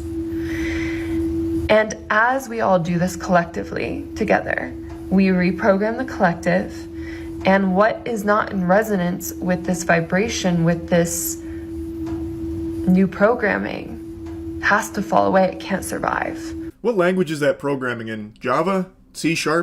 Like, how are you deciding what that programming is? How do you have control over that? And also, what won't survive the new programming? Is this like an extinction event or something? Like, I can't wrap my head around it. My third eye is not opening here. She is just spamming buzzwords, vibrations being the classic. Vibrate this, vibrate that, fucking everything is vibrations, which means literally nothing most of the time. And now she's using a new one here, a new buzzword, collective. No explanation, no clue what that's even supposed to mean, but collective! You know, jump scare you with that. We have to fight the collective, reprogram the collective, bleed the collective, free bleed! That kind of thing, I don't know. It just, all of this is just actual mumbo-jumbo nonsense here. And let's just go ahead and suspend disbelief for a moment. Let's say this is all very true, that by dripping your period blood on the grass, you are reprogramming the collective. Let's assume the collective refers to Earth and everything that inhabits it. How the fuck does every single womb space have the same instructions? Everybody is different. There is no way that her womb space instructions would match those of, you know, Taylor Swift. Like, there's gonna be very different protocol embedded in that period blood they're dripping and feeding to the earth. Like, maybe hers is trying to teach the earth and reprogram it to not have wars, but then you'll have a womb space from somewhere else that's like really about war, like we need more battles. So wouldn't these womb spaces conflict in these instructions, overload the collective, and then there's no one's in agreement anymore? Like it falls apart. There's just nothing about this that is even remotely sensible. And that's what makes it so fucking amazing. As I have never lost weight so fast in my entire life with this elixir. Now that I have your attention, because we're in a system that preys upon your insecurities as a woman, this is my moon blood. This is my period blood mixed with a shit ton of water. It's not concentrated. And because 14 million people did in fact watch me free bleed on the earth, I thought, why not shock the system? Just a little bit more. Just be like, hi, there's a revolution happening of feminine wisdom, feminine magic, our feminine moon blood that has so much magic. I'm just feeling a little spicy, a little revolutionary, and God forbid a woman doesn't give a fuck. Yeah. Mixing your period blood with some water for the sake of a TikTok video to slam dunk on the haters definitely sounds like something someone would do if they didn't give a fuck about it. Now, if you thought she was going to drink this panacea, you're wrong.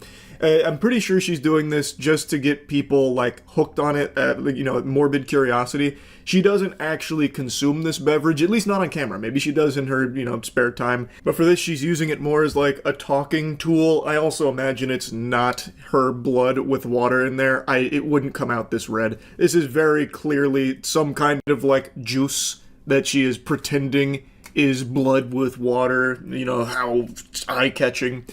And she's using it to talk about this revolution she's leading about free bleeding on the earth to, like, regenerate and stop war.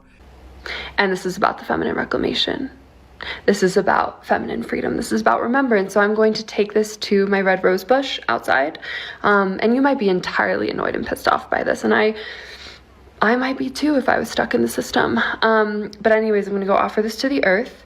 and she's going to take it and alchemize and transmute whatever I've released through this blood, through this cycle, and then she's going to repattern and upgrade my energetic and physical field. So that's the gift, and that's on being a daughter of the earth. Pissed off or annoyed is definitely not the right way to describe the feelings after watching this. It's more just confused, and it's very laughable. Like, it's more silly than it is infuriating. Also, the way that she presents this here sounds far more selfish. How she's going to go dump her blood onto the earth so that way she can reap the benefits of basically leveling up. She's treating this like it's a Call of Duty lobby, and she's prestiging by dumping this period blood into her rose bush. So what, is it no longer about, reprogramming the collective to benefit Mother Earth so that way we can stop wars? Is it now just about your personal gain from doing this?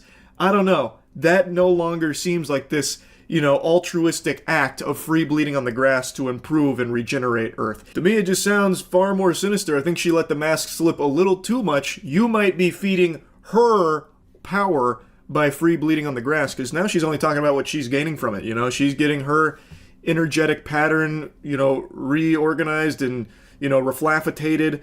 Also, her physical field is being upgraded, so she is now reaching like a cosmic level that she wasn't at previously. She's getting up to like Thanos galactic threat now. It doesn't really seem like it's about improving the Earth anymore. It seems more about what she gets to gain from it. This is my current microdosing routine in under 30 seconds. I microdose with Flodos. They're my favorites. I've been microdosing with Flodos since June. They use a shamanic strain. It's very wise, very loving, very gentle. I typically microdose 100 milligrams or 200 milligrams. 100 milligrams is a really beautiful sweet spot for a starting point. So it's been over a year since I moved to Peru in the Sacred Valley. This is my home. From Los Angeles. I'm working with ayahuasca.